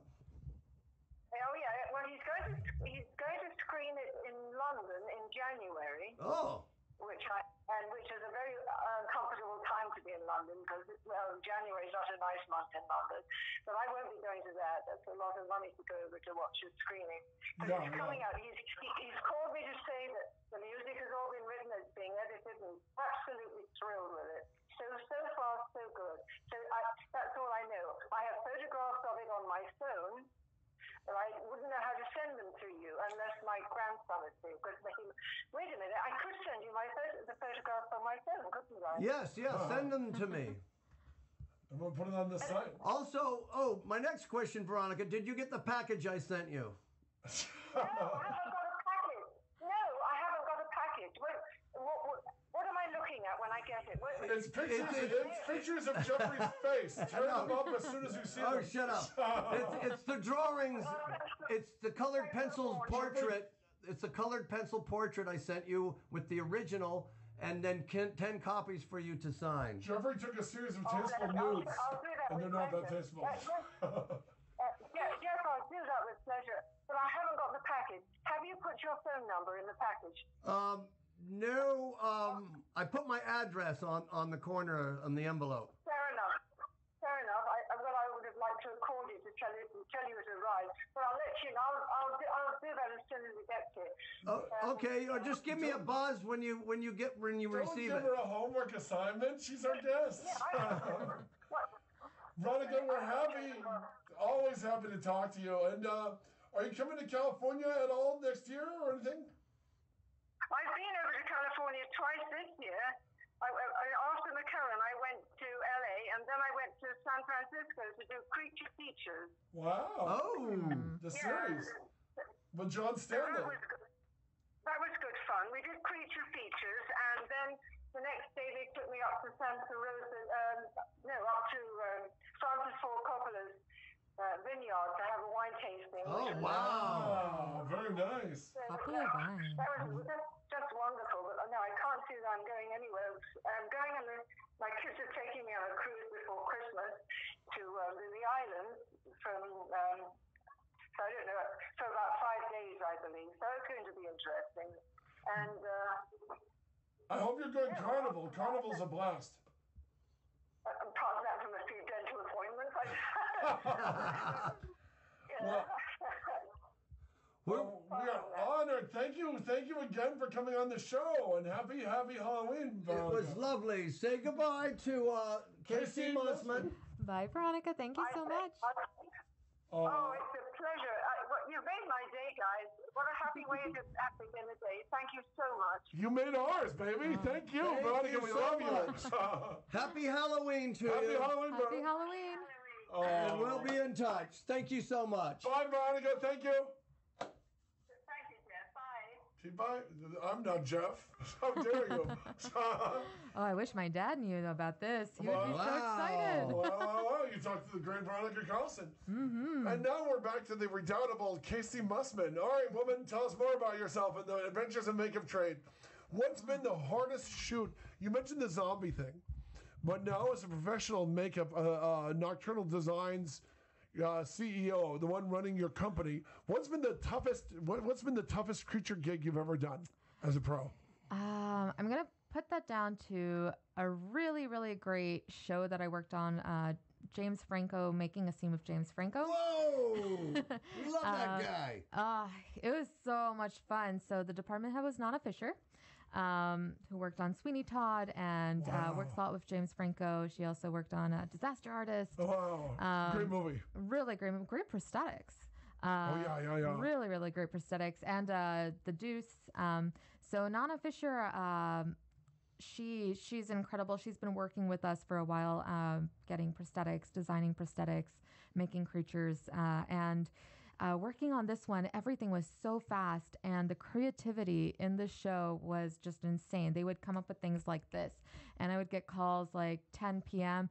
Oh, we need 7 zombies for tomorrow morning, 6 a.m. Wow. And they'd call up 11. We need 5 more.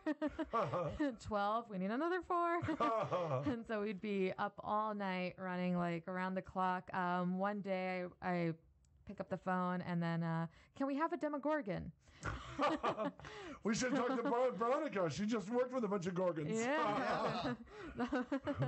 Yeah, it was insane. So the turnaround on that was really, really difficult, but really fun too. And then there kept being these situations that we would add. We did a Edward Scissorhands mashup with Nicki Minaj. So the show is a mashup show. It's a comedy show. And James Franco spins a wheel, and there is a song, and then there's a TV show, and he mashes them together. Yeah. So that's how we get things like Nicki Minaj Anaconda with Edward Scissorhands, or Lady Gaga and Stranger Things. Did you work on Lady Gaga herself? No, it's all actors that are how do you say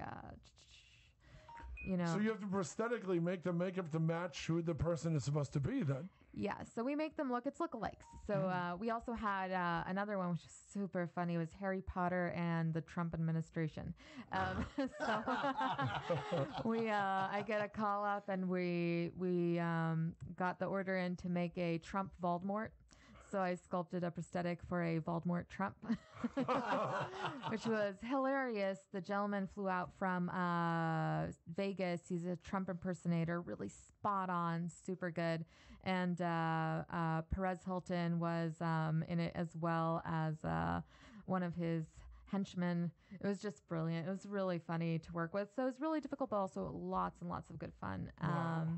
Another hard one was, but great one was Speak of the Devil with Lighthouse VR. So VR is very new to us. We're still... you're working with... This is for virtual reality, virtual right? reality. Wow. And I've had the privilege to do some really crazy firsts in virtual reality with an amazing, innovative company called Lightsail VR. And the first project I worked with them, which was super insane, was Paranormal Activity 5 promotion VR campaign. So we did a promotional campaign for Paranormal Activity 5. I got to do Toby's first ever seen body part.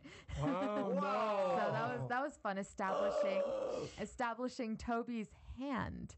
So he comes out of the shadows and grabs one of the girls, and you get to see a little bit of Toby. But for this was about 5 years ago, I think. We had very new technology. It wasn't stitching in live, so we couldn't see what was going on, and we shot it all inside a garage because it's 360. So you can't see crew, you can't see cameras, you can't see equipment. Over here. And I was doing a lot of blood rigging for that as well, and makeup effects. There were all these stunts and gags, and everything had to go from the actor, around the lamp, under the rug, behind these cardboard boxes, and out the garage door. When the garage is closed and director yells action, and we hear this big mess and conundrum going on inside the garage. Nobody sees it. We're all shooting blind. And then we open the garage. We have to interrogate the actors. Where did the blood go? What happened? How did the gag look? And we did it maybe about 3 times till it looked good, because the stitching only occurs afterwards, like about 5 to 10 minutes. And then you see monitor feed. Wow. The next project I did with them was a GoPro commercial for the GoPro cameras. We shot it on 360 live at sea. So it was on a 1700s galleon, preserved galleon in San Francisco Bay. And we're shooting 360. So again, you can't see crew, you can't see cameras, but now there's nowhere to hide. Wow. So the entire crew became the actual pirate ship crew. So I was a pirate, Aura was a pirate. So you guys were in pirate... Yeah. Or a pirate? Yeah. So in order to do this, everyone was a pirate. The lighting guy was a pirate. The sound man was a pirate. The costume designer was a pirate. We all were pirates, and we were all deep background going "Arr!" and everything. And then cut, we'd go and do the touch-ups, then back to acting. So we had to be a full acting crew. That's amazing. Would you just throw your makeup bag off camera? What would you do? Hide it inside it looked like a pirate makeup bag, so it was all inside. I'm trying to picture you and Aura hiding your pencils. Yeah. No, you couldn't see them. They were all inside a rucksack, and everyone had to be just, in full-on character, so we hid the crew in plain sight. The next project which was the first horror feature immersive VR film. It's really cool. So we did a Wendigo for it, full body creature suit. That's the one that you like sculpting, the Wendigo. How big was the Wendigo? It was huge. Mick Ignis. Mick Ignis. I love the texture on that skin. Mick Ignis is good, but he's not as tall as me. Horribly beautiful. But he's amazing. What's amazing about Mick is he's so thin-limbed. I mean, he's got he can do any. I love what he does in Stan versus Evil. Yes. You know? Oh my God, Stan. And he's also Edgar in The Curious Creations of Christine McConnell. That's now just came out this Halloween. And I'm obsessed with it. It's horror and baking. So I really recommend that to all the horror. Because he can get on these stick figure things. Harbinger Down. Remember? He was that weird creature. Yeah. Mm-hmm. And in our Wendigo suit, it was very emaciated. Super, super emaciated, but had to look really strong too. So the Why'd suit you make was him really emaciated? Because like the Marvel Comics Hulk version is like huge and muscles on muscles. Well, I'm partially Native American on my father's side. In the culture mythology, a Wendigo is a person who starts eating and craving flesh, and he's never satiated. So he's always hungry. He's always hungry because it doesn't nourish him, so he's falling away and becoming more emaciated. And some of the lore has Wendigo as a hybrid of deer or elk. So the person kind of turns into a deer elk spirit or forest spirit, but that's not. That's the one in the Canadian version where they make it kind of a deer thing made out of wood. And I like the kind of white furred, like you said, the emaciated look I'm starting to see more of. I didn't realize in the Native American story he was emaciated. Yes, this is the original reference. It's a hunger that is so feral and is so unnatural that you can't be sustained off eating the flesh of humans. So it's just your skin eventually sloughs off the bone. And wow, that's disgusting. Does it happen in your version? Yeah. Wow. We went for a more like emaciated, leathery look, like kind of. We didn't want to take it to too zombie. This film was really cool. We had some really great actors in it. We had 88 locations.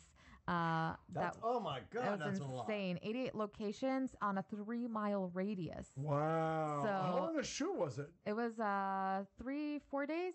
4 days, 88 locations. 88 locations in 4 days. Yeah, up in Big Bear. About that the locations, we showed it out here. Yeah, the locations were very, very, very close together because we just had to make them look different enough and have different places because it's an immersive. So you're advancing inside the film. So you're actually experiencing this film and you're walking through it with your VR headset.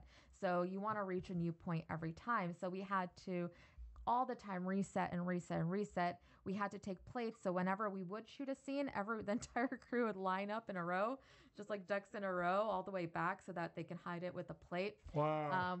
Or did some very tricky blood gags on it. It's really hard to hide things in VR. Recently, I was in Holland. I went to a conversation with Doug Lehman. Doug Lehman from The Bourne Identity. Were you in a space cake bar? Not this time. Good girl. But Doug Lehman has a company for VR 30 Ninjas, and they were talking as well about the difficulties of hiding things in plain sight. We had to do hearts tearing out of a chest. We had an actor that was looking good one way, like all human, and then turns around, and we did impractical where his entire face comes off and he pulls it off. The whole Two-Face thing. Yeah, the whole, it was kind of more like the sculpt. He just like removes it and it's all gory and gooey because he's been like decomposition for a few days. Wow. We had demons with full lenses, demonic possessions. We had zombies. We had a cannibal. We had a hillbilly, like mutant hillbilly. This sounds great. This was all shot in Big Bear? Yeah, all shot. And you were the primary. You were the makeup artist. Yeah, so it was Nocturnal Designs. I was department heading it, and Nelson from Face Off was on it with us as well.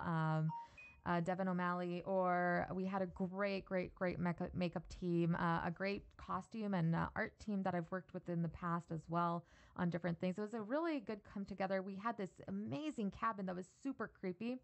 It was really kind of like the Shining style creepy. We didn't shoot in it, but we stayed in it, and it was just amazing. We had crew stew at the end where everybody gets inside a tiny little jacuzzi. And this is in Big Bear? Yeah. In Arrowhead? Uh-huh. That's where they shot Witchboard, Kevin Tenney's Witchboard with Tawny Katane, yeah. I didn't know that. Yeah, so and they also have they have a Big Bear Horror Film Festival, and I think this year was the 30th anniversary of Pumpkinhead. And Pumpkinhead, even though it's set in the deep south, was shot in the valley in Topanga Canyon. It's amazing how they do that. Isn't it? Isn't it? You would just throw what trees. you shoot where, yeah. Well, that's what's great about Southern California. You can make it anywhere in the world with these locations that are available. Anywhere at all. Now you worked on Alpha, the first dog movie, which is playing now. So you can talk about it, right? Or so Alpha, I came on just for the preliminary design test shooting. So my part was very, very, very tiny in it. But it was very, very good day when we went out to shoot. We shot it in Skywalker Ranch. Oh, wow. Did you meet the man himself? No, I wish. But I did work with Albert Hughes brothers. Oh, the Hughes brothers, also from Claremont, 5 minutes away. And we did a lot of setup design work, designing makeup, designing hair for it, for just testing different shots. We worked with wolves. They brought out a whole pack of wolves to Skywalker Ranch. Wow. Must have thrilled the hippie populace. it was great. Speaking of walking off set, wolves. It must be a wolf thing with Jack Nicholson. Our wolf was Charlie, our main lead wolf on it, and they do this ritual. It's really fascinating. They do a ritual, and they introduce the wolf to the set, and they teach the wolf where his dominance is, because wolves aren't like dogs. They don't act, and they don't act on command. They don't do tricks. So you teach the wolf where the place where he likes to lie down is, where the place that he's going to eat is.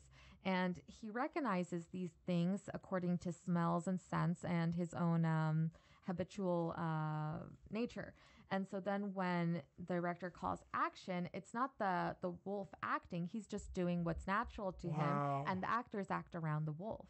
Really? So Wow. It was just such an amazing process. I got to work with Corey. You're going to have to help me. Name one of his movies. Effects? Actor? Actor. He played Nightcrawler in the recent... the new Nightcrawler. Yes. Okay, I only remember the British guy. Hold on. It'll come to... Well, my other question, so he was good to work with? He was great to work with. Really, really inspiring young man. He just came off X-Men. He still had blue paint in his hair. Wow.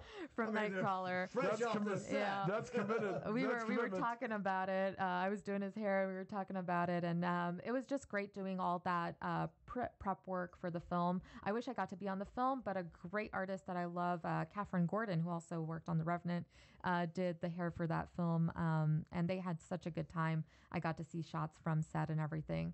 Did Ghost get to go, or you didn't want to have him anywhere near a wolf, right? No, I didn't know Ghost back then. This was about 2 years ago. Ghost wasn't born yet. But he would have loved it. Oh, yeah. They had a whole bunch of dogs. There were stunt dogs. So all the stunt dogs were used in the film were German Shepherds. Wow, like your boy there. Yeah, so because they do act on command. And working with the wolves is very iffish. And the wolf did walk off set quite a bit, because when he's not feeling it, he's not feeling it. Wow. So we had to hold on wolf, yep. I've never seen a bored wolf before. And it wasn't my first time working with a wolf. No. What'd you work with a We wolf had on? a face-off. They brought us wolves for the first episode. What? Yep. Wow. We were sitting out there in the forest. They had us walk through these forests, and they brought out a pack of beautiful, beautiful wolves. The white wolf from Game of Thrones was there. I got to sit and sketch him and look at him really close. How big are their paws, man, compared to your hand? Oh, they are huge. They are about same. These wolves are just enormous, really beautiful, very majestic animals. Now, Casey, what do you and Aura have coming up at Nocturnal Design? Right now, we just finished working on a film, Penelope. That is very exciting. We've been working on it for the bigger part on and off for 2 years now. Very research heavy. It's not a horror, but there are some parts in it. No, go on. No, but it has that the reverent feel to it. It's a story of the settling of New Jersey and Long Island by the Dutch, and a young woman named Penelope. Yeah, who helps broker peace, and it's a very violent film. We do a lot of violent effects in it, scalpings, a lot of Native American scenes where they're fighting and warring. There's dead babies. There's there's some hardcore fighting and beautiful work in it. Brian Klopp, the director, we went to New York to research it. Researched it in Holland. It's been a beautiful, labor-intensive piece. Yeah, so we just got done with that. We've got more stuff gearing up, some that I can't talk about. But you guys got to come back, bring ghosts. It's time to plug you. It's near at the end of the show. Yeah. Let's plug Nocturnal Designs and everything else you got going. Woohoo! What are we plugging me for? Well, future gigs. Hey, you never know. You never know. Yeah, so Nocturnal Designs, for all your effects needs, Nocturnal Designs in the Valley? Nocturnal Designs in Los Angeles. We're in central Los Angeles, California. You could find us online. On Instagram, we are nocturnal_designs. Nocturnal SPFX on Twitter. And you can look for me on LinkedIn, Facebook, Twitter, and basically anything. Casey Mooseman. Or Mooseman. You could check out our work. The best thing we just did an orc makeup too. So I'm really proud of that one. That was hilarious for Lineage 2, the new game. Wow. That just came out yesterday. And we thought you, Or, and Ghost were terrific. Thank you guys for joining us. Thank you. Thank everybody for tuning in the Jeff and Janki Show. Happy Halloween. Thank you. Happy Halloween. Wow. Before we say anything, show off the things. Wait. I got to get a picture of her on the microphone. Yeah, please. You look quite fetching with the horns, by the way. They look so normal on you. It's so natural. I like them a lot. They were... So like I said,